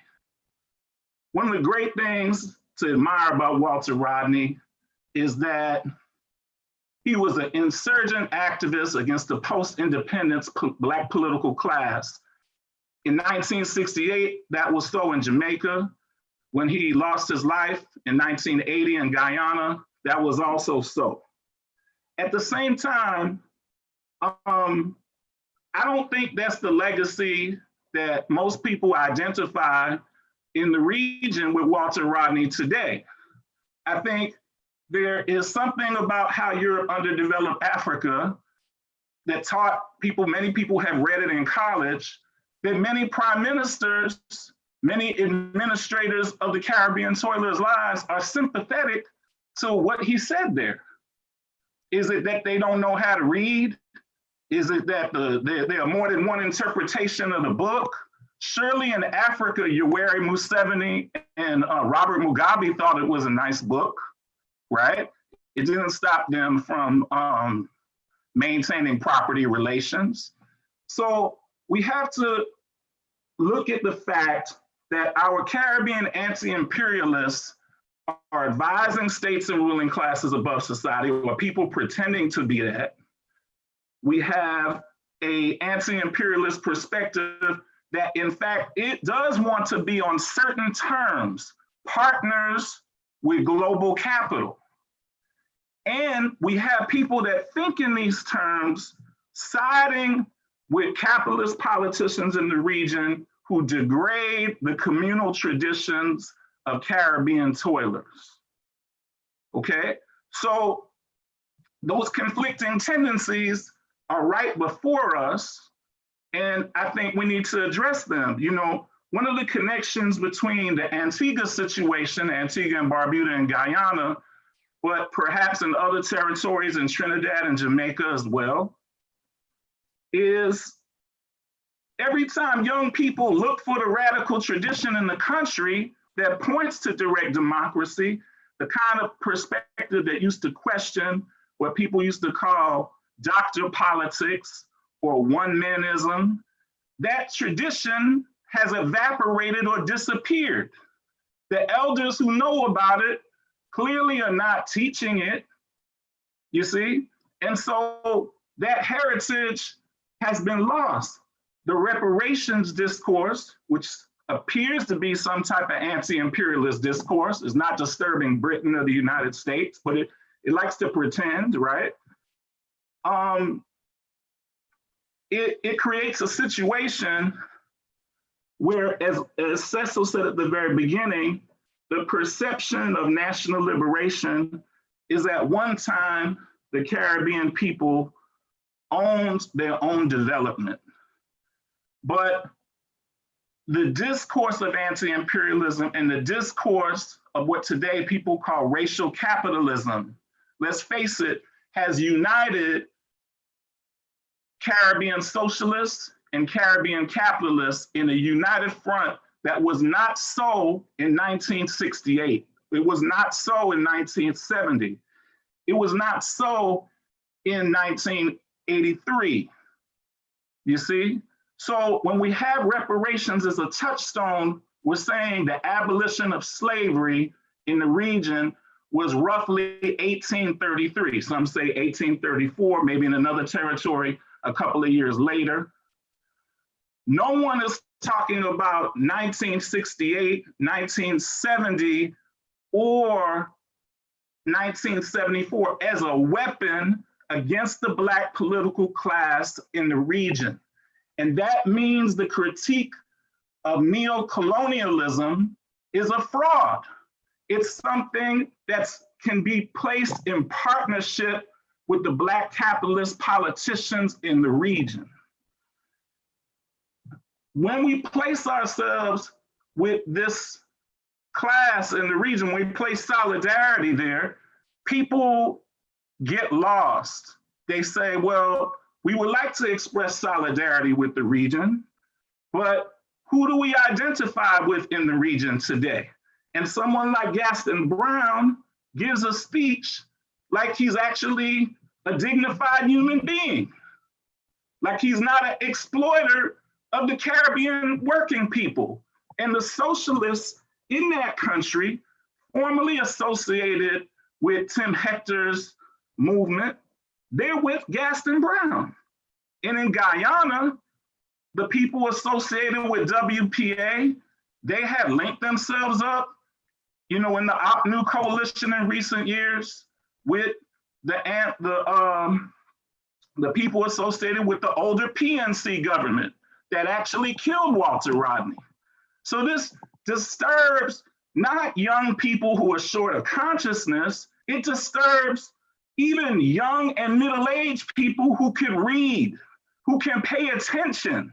For those that can read and pay attention and do have a consciousness, what do we attach ourselves to?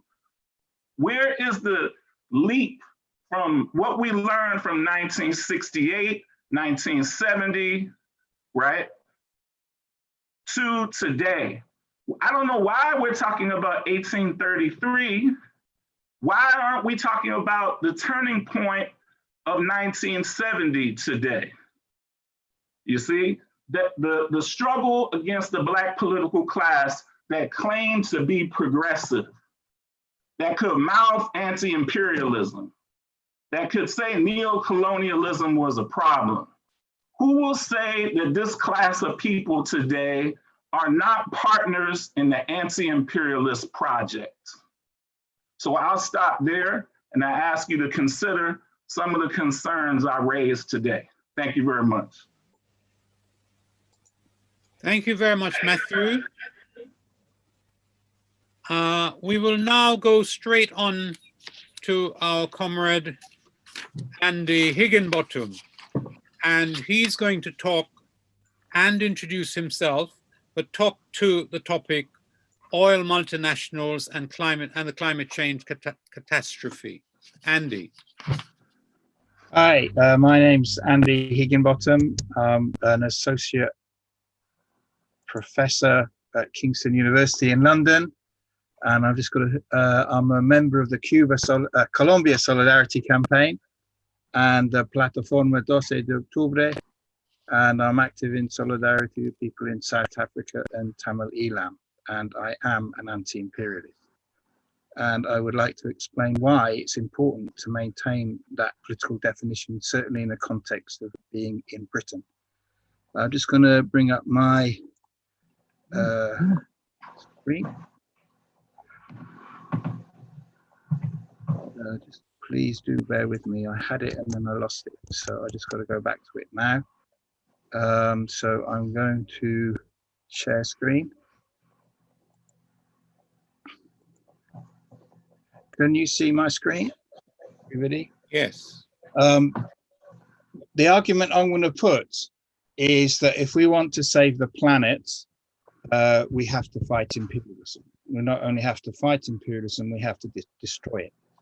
I think the world is living through a complete existential moment, as exactly Melinda said right at the very beginning, where the world system has exhausted its capacity with confronting multiple crises on every level. The possibility of exit from this crisis within capitalism is always present, but it is ever more obvious that an exit within capitalism will mean destruction of the planet. It will mean mass poverty of an even greater scale than we've seen before. I mean, we are facing an apocalypse, basically. And this is not overstating the issue, because the apocalypse has been faced for generations, for the last 500 years in the colonized parts of the world, and finally parts of the global north are beginning to recognize the realities of capitalism as well. And I think that to argue that we should not be anti-imperialist because forces use that discourse for foul ends is to misposition the problem. We have to explain rather what being anti-imperialist means, and we have to rely completely on the most oppressed peoples of the world, the working peoples of the world, who really in the end are the only force who can destroy imperialism. But imperialism has to be destroyed to save the planet. And I'm going to, this picture, by the way, is of a demonstration in London where very rich NGOs tried to stop these young people, most of whom come from Latin America or from Africa, from protesting at the front. And these young people were making the point that in order to defend the planet, we have to destroy imperialism. It's particularly important in Britain, as I'll try to explain. Now, what is the crisis in terms of the environmental crisis? It is hard to overstate how serious the situation is. With the COVID, the world production has fallen by about 10%. Emission of greenhouse gases has fallen by even in the past year. And yet, the carbon dioxide levels, which accumulate over time, because they're still being added to, are still growing. So even with the world in the grip of COVID, it is still the case that the move towards climate catastrophe and breakdown is still proceeding. I mean, so the bourgeois press reports that there's more carbon dioxide in the air now than there has been in the last 3 million years. And it's true. Now, this is information diagram. You can't reduce the crisis to just global warming. It's a multi-dimensional crisis. The people who analyze this closely talk about various tipping points. The tipping points in this diagram are actually only one part of the story. We've got a destruction of animal species, we've got destruction of land use, we've got massive pollution in many parts of the world. And in this picture alone, there are 9 tipping points. Several focused on the Arctic and Antarctic. We know that they're melting at an ever increasing rate. At a certain point, the ice melts too fast, that will never reform, and there'll be an acceleration of the melting and so on. So you have a feedback loop whereby the climatological processes accelerate ecological breakdown. And so when we talk about tipping point, we are into unknown territory. It can be predicted to some degree. Of course, the obvious inclusion here, we can talk about deforestation. Melinda did start off by talking about Guyana being a carbon sink, and we heard about the destruction of forests in Jamaica. Well, I mean, basically the Amazon really is close to being destroyed. Within the next 2 decades, it could be destroyed. So this is not, this is for real. It's on every level. We can see, or we can listen to our friends who directly experience the meltdown in the world's ecological system. And again, just to reinforce a point that was made by Melinda, who is responsible are the imperial powers.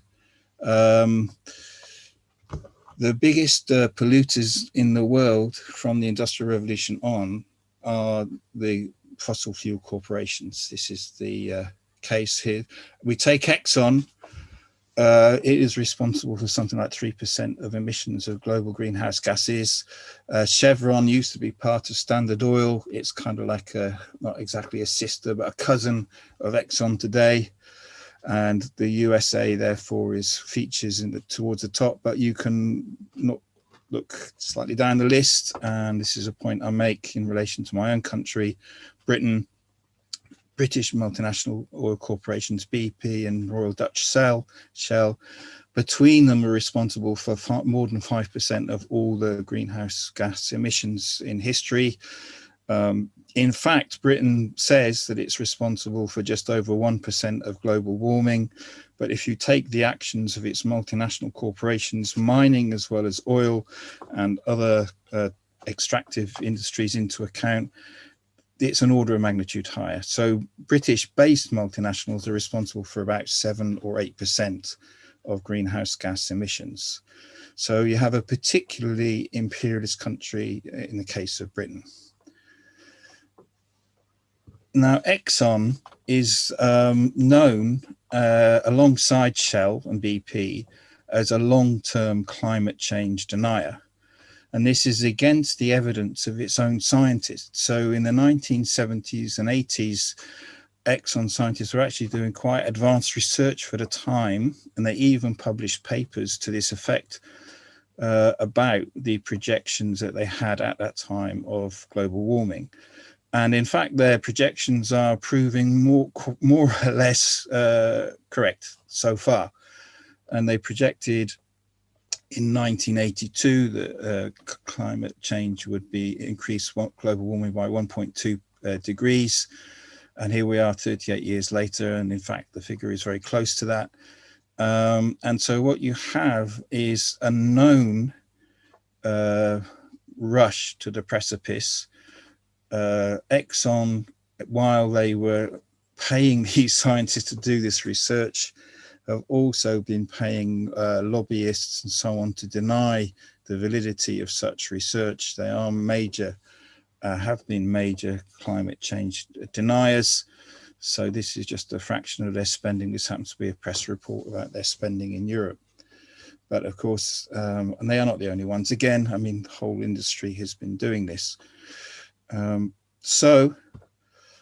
Exxon's positioning about going forward is basically pretty much business as usual. It is, amongst the oil companies, one of the most unreconstructed, and now BP and Shell are telling a different story of managed transition to more less polluting energy, alternative energy production. Exxon is very slow to move in that direction. It might well be just a matter of messaging from BP and Shell, but Exxon doesn't even yet see the need to change its messaging. So if you look at the red line, this is Exxon's current research outputs.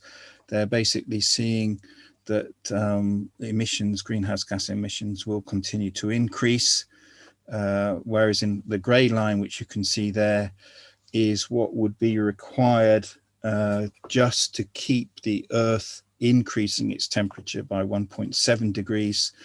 And the dotted line, which is an even more drastic reduction, 1.5 degrees, is what other international agencies are saying to even get close to the Paris agreements. So what this would mean is a huge reduction in oil production. In other words, in order to meet the Paris commitments, oil production would have to be reduced by over 50%. In fact, 55% to meet 2 degrees and 88% to meet 1.5 degrees global warming. So in any realistic attempt to meet the Paris targets, oil production has to be reduced at the rate of about 7 or 10% a year, every year for the next 10, 15 years. Now, the reforming wing of international capital, which is actually being headed at the moment by Mark Carney, who was the former governor of the Bank of England and will be a crucial player in the next year or two, leading up to the conference in Glasgow next year, which will be COP26. He's basically saying, we see it's a serious problem. We're going to do something about it. We will shift resources out of fossil fuel production into alternative energies, into electric vehicles, into carbon sinks and so on. And the way we'll do this is by a responsible use of green finance. So the system is developing a narrative, a claim that it can have a managed transition without tackling capitalism. And in fact, some of the NGOs are increasingly following the same narrative. Carbon Tracker in particular, which is a very well-researched NGO, is now basically arguing that the oil industry is on the point of collapse, and that from a purely self-interested capitalist interest, asset managers should be shifting their assets out of fossil fuels and into electric and other alternatives. So in other words, they're saying they're cheerleaders for the capitalist solution to the crisis. Now, the big oil companies have lost huge amounts on the stock markets in the last year.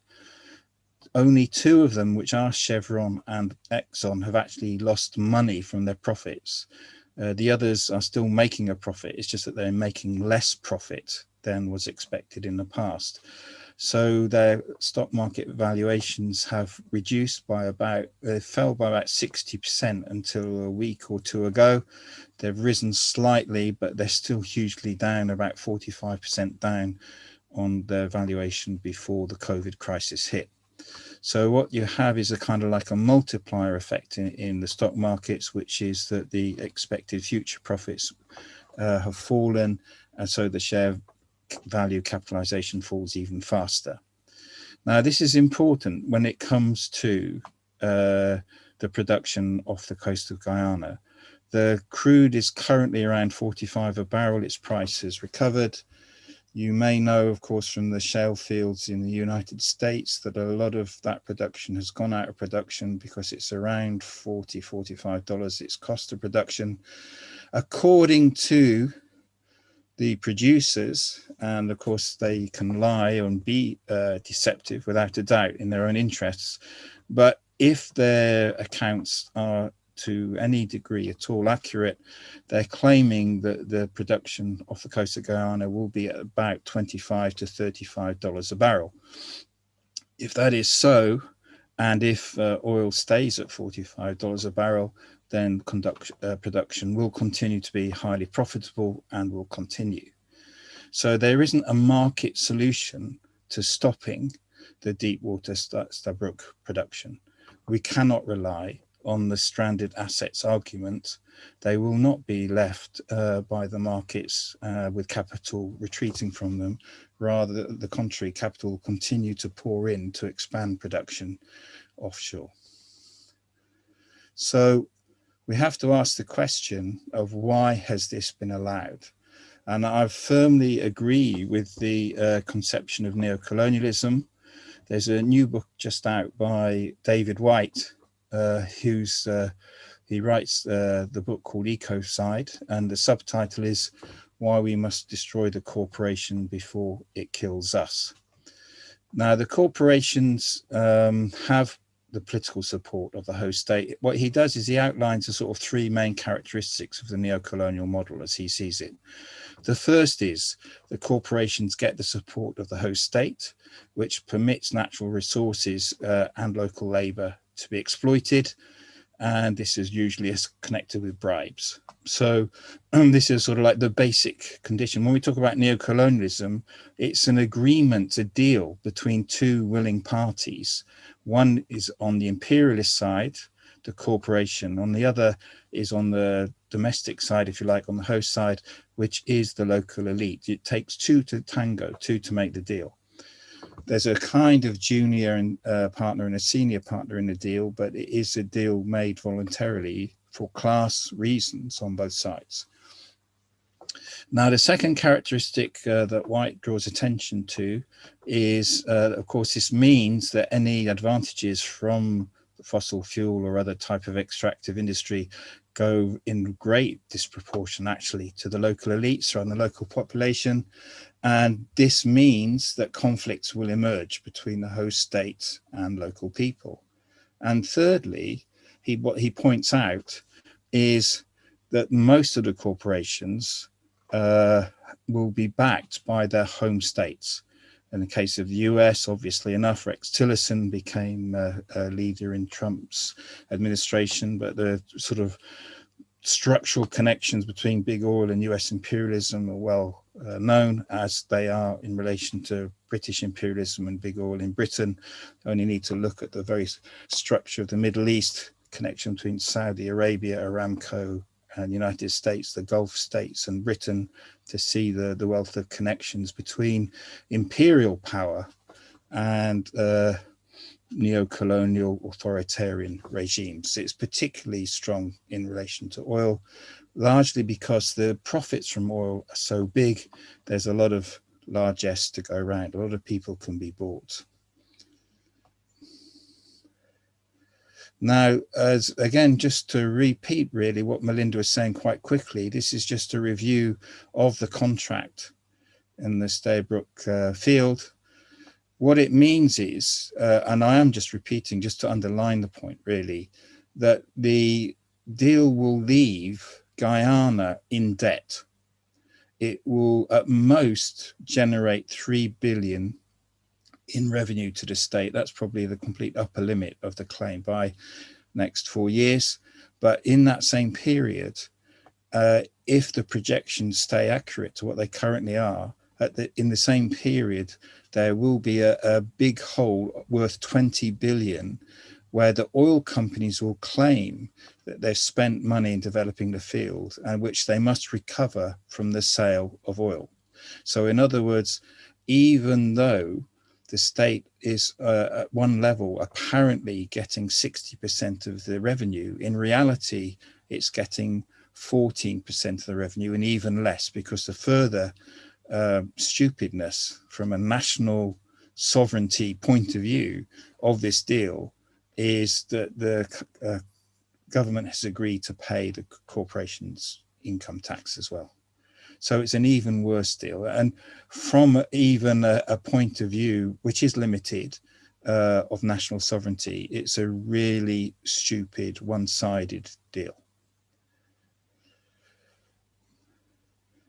Now, the last point in White's contribution he makes is that the big oil corporations will get political and economic backing from their home states. His point is right, but it doesn't actually go far enough, because what's very clear over the history of the 20th century is that the big oil companies will get military backing from their home states as and when they require it, from Iran, all across the Middle East.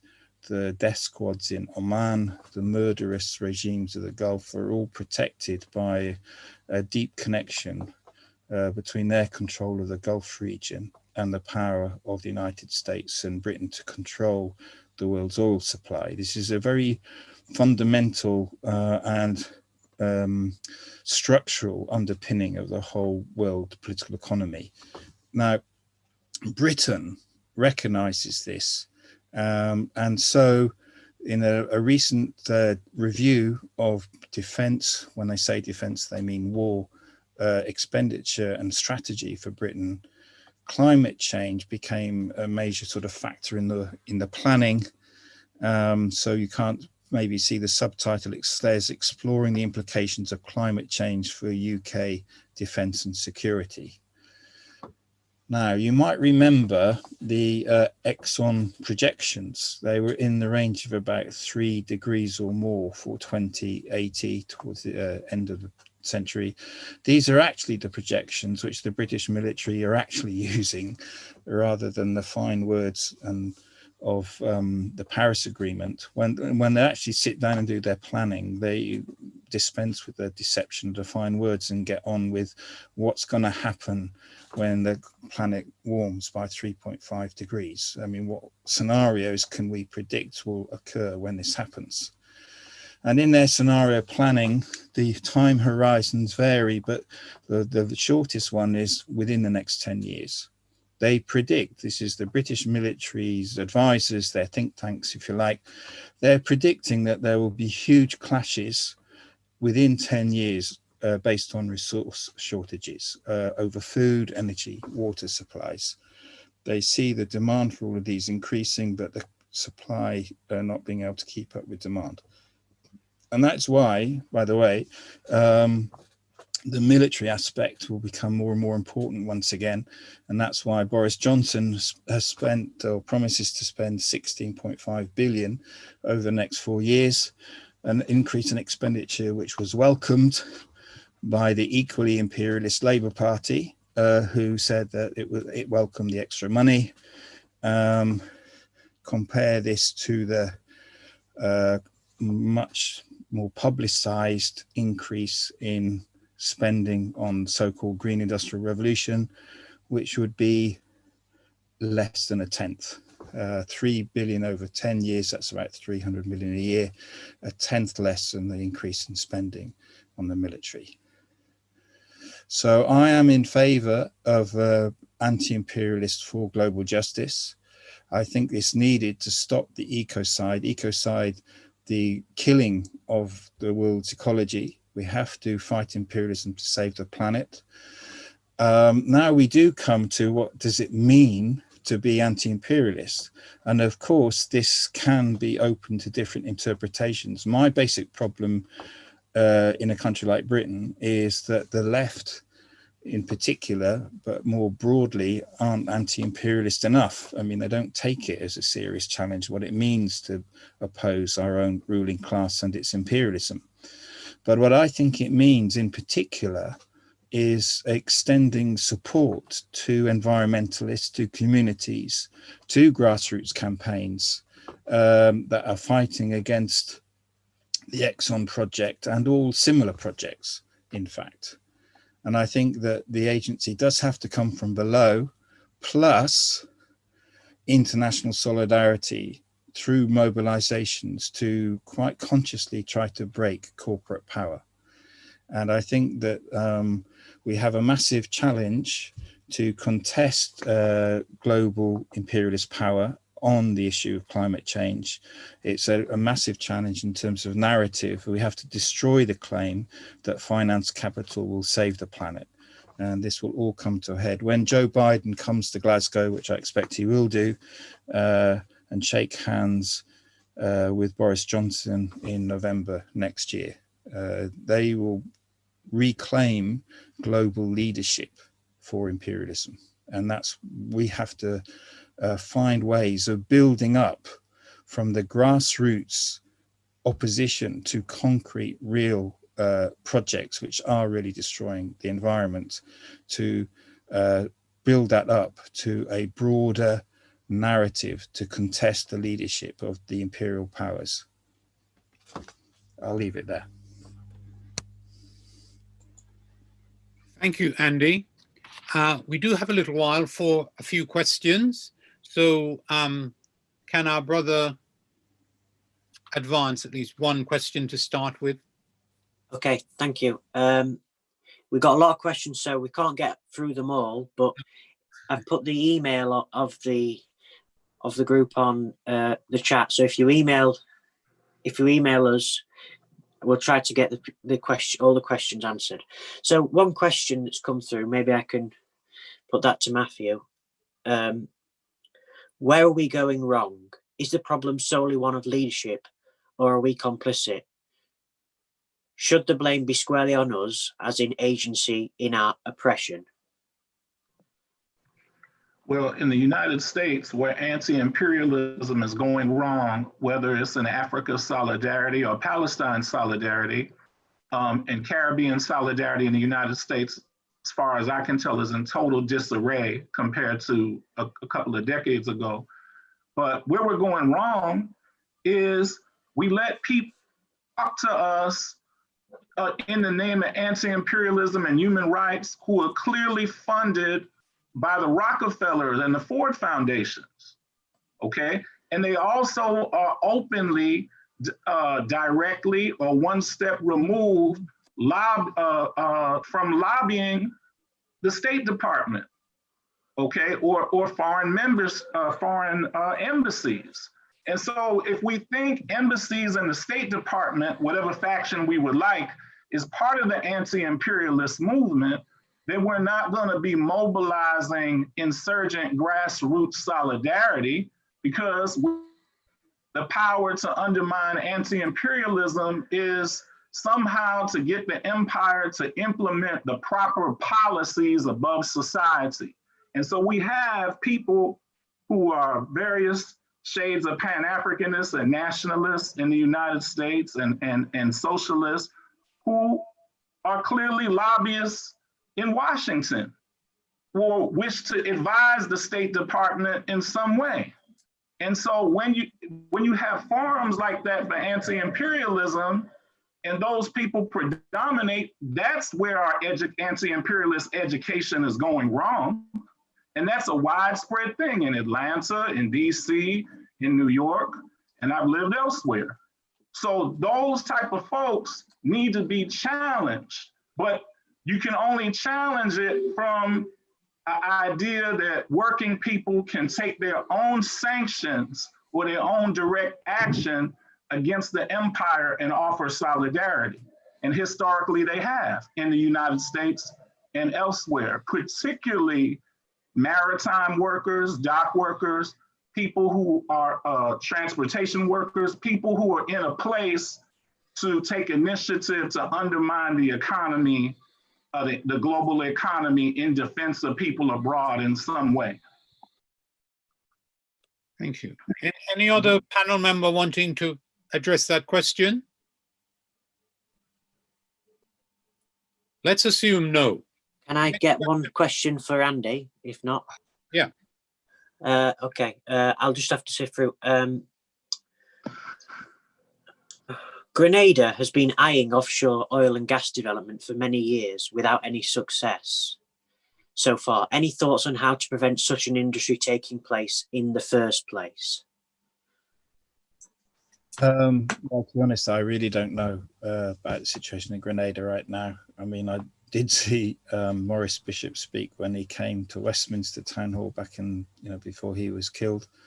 But I don't know about Grenada today. I mean, the whole idea of an alternative process and an alternative model that Matthew and Ryan have been emphasizing, I completely agree with. I mean, what we have to encourage people to do is try to work out their own processes of social production and to build up grassroots forms of collectivity wherever possible, and not rely on the sort of the great white knight, if you like, which will be the big oil company coming in, because it won't save them. In actual fact, it will corrupt, divide and destroy them. So there is a big ideological challenge, because most neo-colonial governments, one of their key sort of their key characteristics is they think development equals attracting foreign direct investment. And what we have to do is to challenge that whole conception of what development is, and to appeal to people's popular traditions and customs, but also to work out a kind of like an alternative plan. What do the people want? What do the working people want for their country? And of course, that's a really challenging process. And generally speaking, and I don't know about Grenada, so I can't comment directly, but generally speaking, political parties have been an obstacle to this process rather than a vehicle for it, because they're always competing for a certain sort of clientelistic type relationship. So it's a very big challenge. I mean, it's a strategic challenge. I mean, how it should be tackled in Grenada is, beyond my, I encourage such a process. And I just say very quickly that many of us who have been educated and politically educated in the political movement of the left, you build a party and then you educate and then we will have the revolution. I think it's not going to happen like that anymore. I think we have to think dialectically and we have to think materially in terms of where we are historically and worldwide now.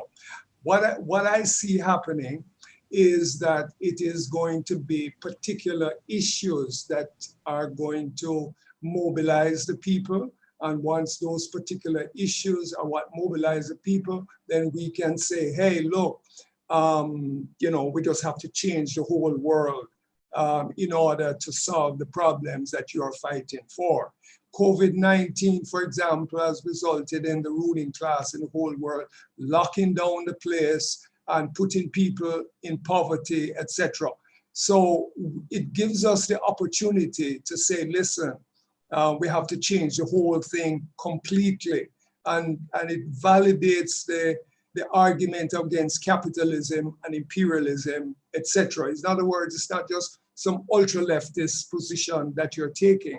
The same thing with police violence. We see that in France, we see that in the United States, we have it in Jamaica, in Africa, elsewhere. And I believe that if we put our energies into those kinds of struggles, put our energies into those kind of struggles dealing with the environment as well, then it gives us the opportunity to legitimately begin to revert to our old style upbringing, where we can really begin to now talk about capitalism and imperialism and class struggle and a worldwide socialist system and a classless society, etc.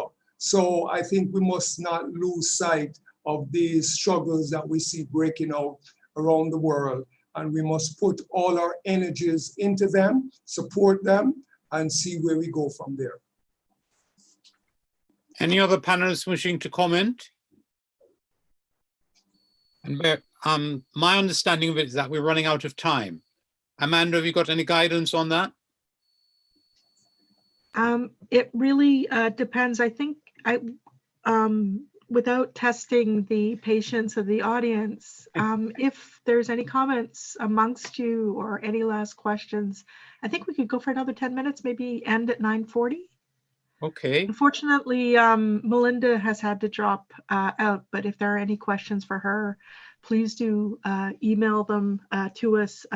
Joe has put the group email in the chat and we will direct your questions to whatever speaker you want to connect with. Okay, let's keep it going by another question, unless the panelist wishes to comment. Yeah, or ask each other a question themselves. I was going to add a couple of thoughts on the last question, which is to say that I think it's important. I don't have a definitive answer on the Grenada question. What I will say is that we shouldn't be surprised that everyday working people are quite enchanted by the possibility of sort of petrocapitalist development, as in the case of Guyana. And precisely this is because of the failure to produce compelling alternatives to create sort of economic circumstances that protect the livelihoods of working people in the region. So again, if we think about the fact that, as Melinda pointed out earlier, North Atlantic social democracies, the Scandinavian model is itself built on this same extractive model, it shouldn't surprise us that this is quite alluring to people. So what we really need to be more concerted about is not waiting for the moment in which there is a sort of large offshore discovery in Grenada and then protesting and saying that we, in the name of the global climate movement, we want to leave the oil in the ground. Where does that leave the working people of Grenada? So you have to begin building that prefigurative politics. And again, this is where I talk about certain ideas like social ecology and thinking about food sovereignty in sort of fighting international debt, not simply for the benefit of a sort of comprador class or political class within the region, but for the benefit of the people themselves. So I think that we have to think about waging this on a number of fronts. This is what I was talking about in terms of linking together, again, the international insurgency against the police state with the global climate movement and with movements for sort of workers' democracy and economic democracy in which people are actually enabled to support and provide for themselves and their families. You have to begin there. Otherwise, we're making a profound error. By the way, let me just say,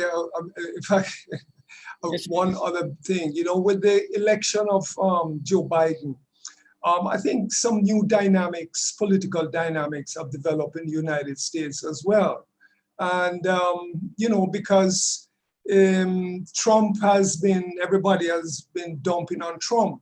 But the point is that what's the difference between Donald Trump and Joe Biden? And I think that in the Black movement itself, those of us who have been comfortable with voting for Biden are now going to really see that Biden is just as racist as Donald Trump is, and having elected a Black woman or appointed a Black woman as his vice president means absolutely nothing. And so therefore, the Black movement is going to have to do some critical introspection in terms of moving forward to dealing with what now confronts them under Joe Biden. Any other comment? I have a question. Actually, I'm not quite sure I agree with Lloyd on that one. I think it's important to recognize fascism, and even if you don't, and I don't, have any expectation whatever of Biden, it does seem to me to be important that the American electorate has rejected the overtly fascist tendencies of the Trump and his clique. I mean, I think it actually important, but no, that's for another time. But I think it's worth registering. The other point I would like to ask Andy and also Melinda. I don't see the the forces that alternative to capitalism that are going to solve the environmentalist crisis. And so while clearly one has to remain anti-capitalist, if the forces that are producing the problem don't change, the problem will intensify. And so it is important that capitalism recognizes the challenge of global warming and does something about it, because the forces that are in opposition to it are marginal or impotent fundamentally. So I'm not hopeful that there's going to be a change, but if a transformation is to happen between the economy and the economy, and an economy that doesn't churn out greenhouse gases and one that does, then capital itself has to change. Yes and no, isn't it? Right. I mean, capital scours the earth. I mean, what Ryan was saying is true. There's this whole infrastructure. They got boats, they got surveys, they've got a huge global apparatus which scans the globe looking for potential sources of profit. Under the ocean, they're talking about major projects of deep sea mining now. Okay, so as long as capitalism can find a profit, it will keep on going, extracting natural wealth.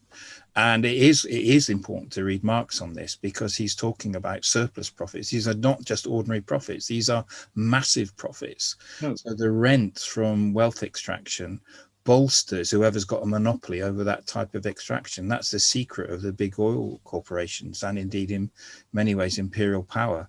So while imperialism is able to dominate how humanity relates to nature, it must be more and more destructive.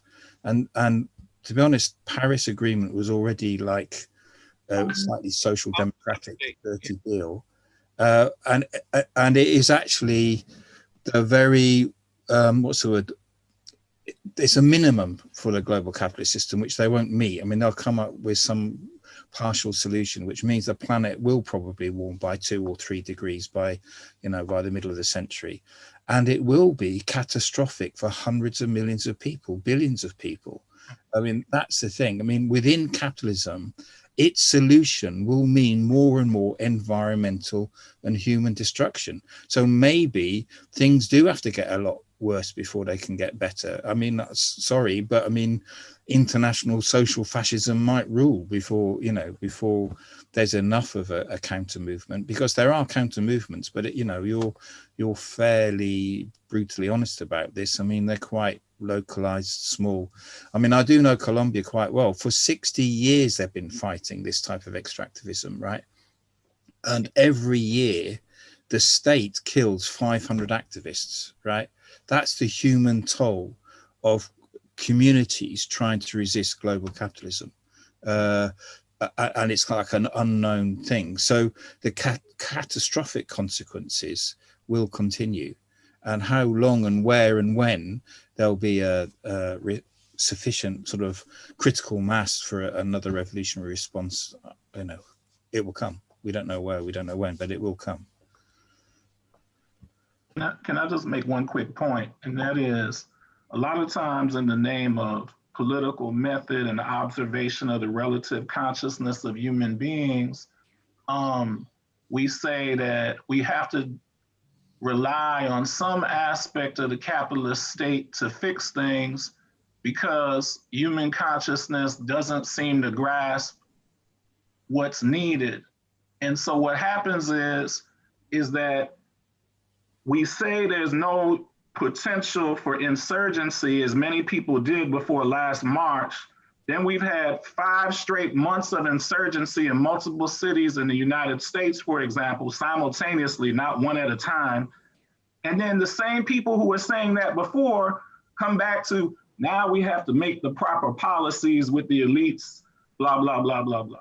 So I'm not suggesting that there is a race or social class that's magical. There's not a magical race or social class with a special consciousness, but somehow in observing human development, we find our way back to looking for a faction within the state to measure reason or to embody reason.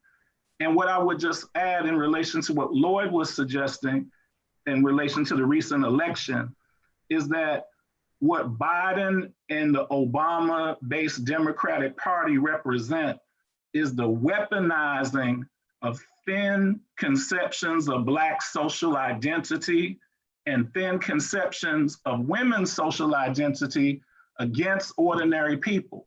And this weaponization justifies the administration of police murder and mass incarceration where people of color and women administrated. And the people in the forefront of the struggle in the US, there's a handful of people, I'm not gonna name any names, they're the ones pointing in the direction and pushing on those fraudulent ideas. But the Democrats constantly weaponize that, and we need to be alert to it. Thank you.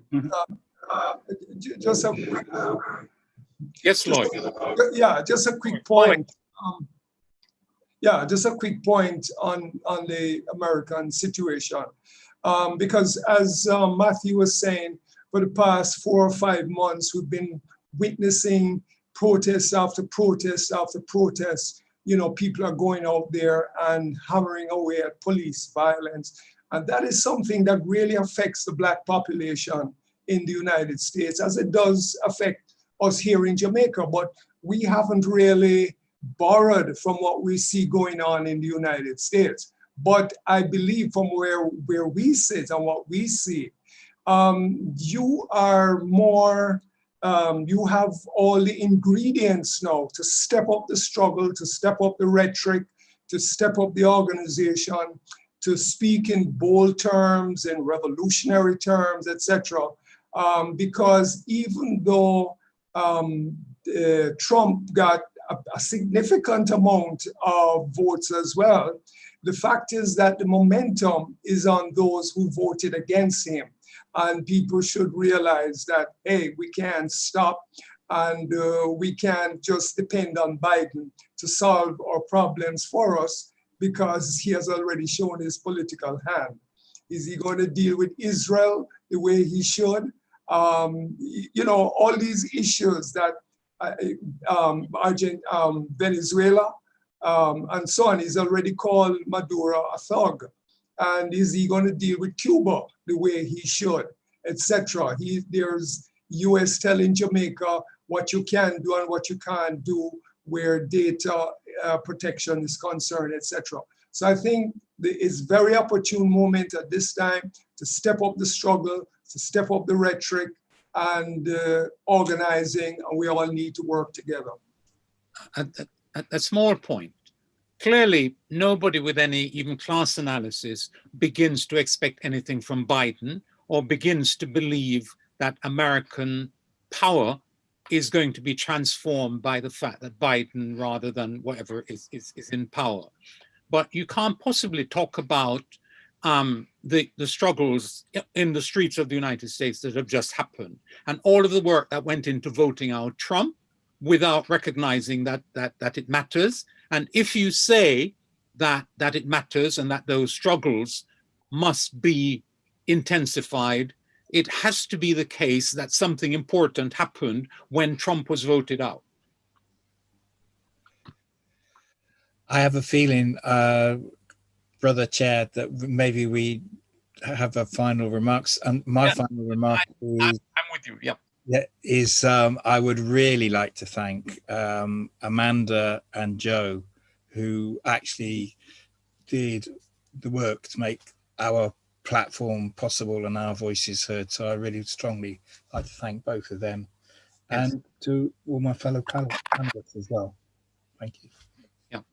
Let me just echo the thanks for all the presenters, Amanda and our comrade, for the hard work that went into it. As Andy said, there is more work to be done, and there will be other fora in the future.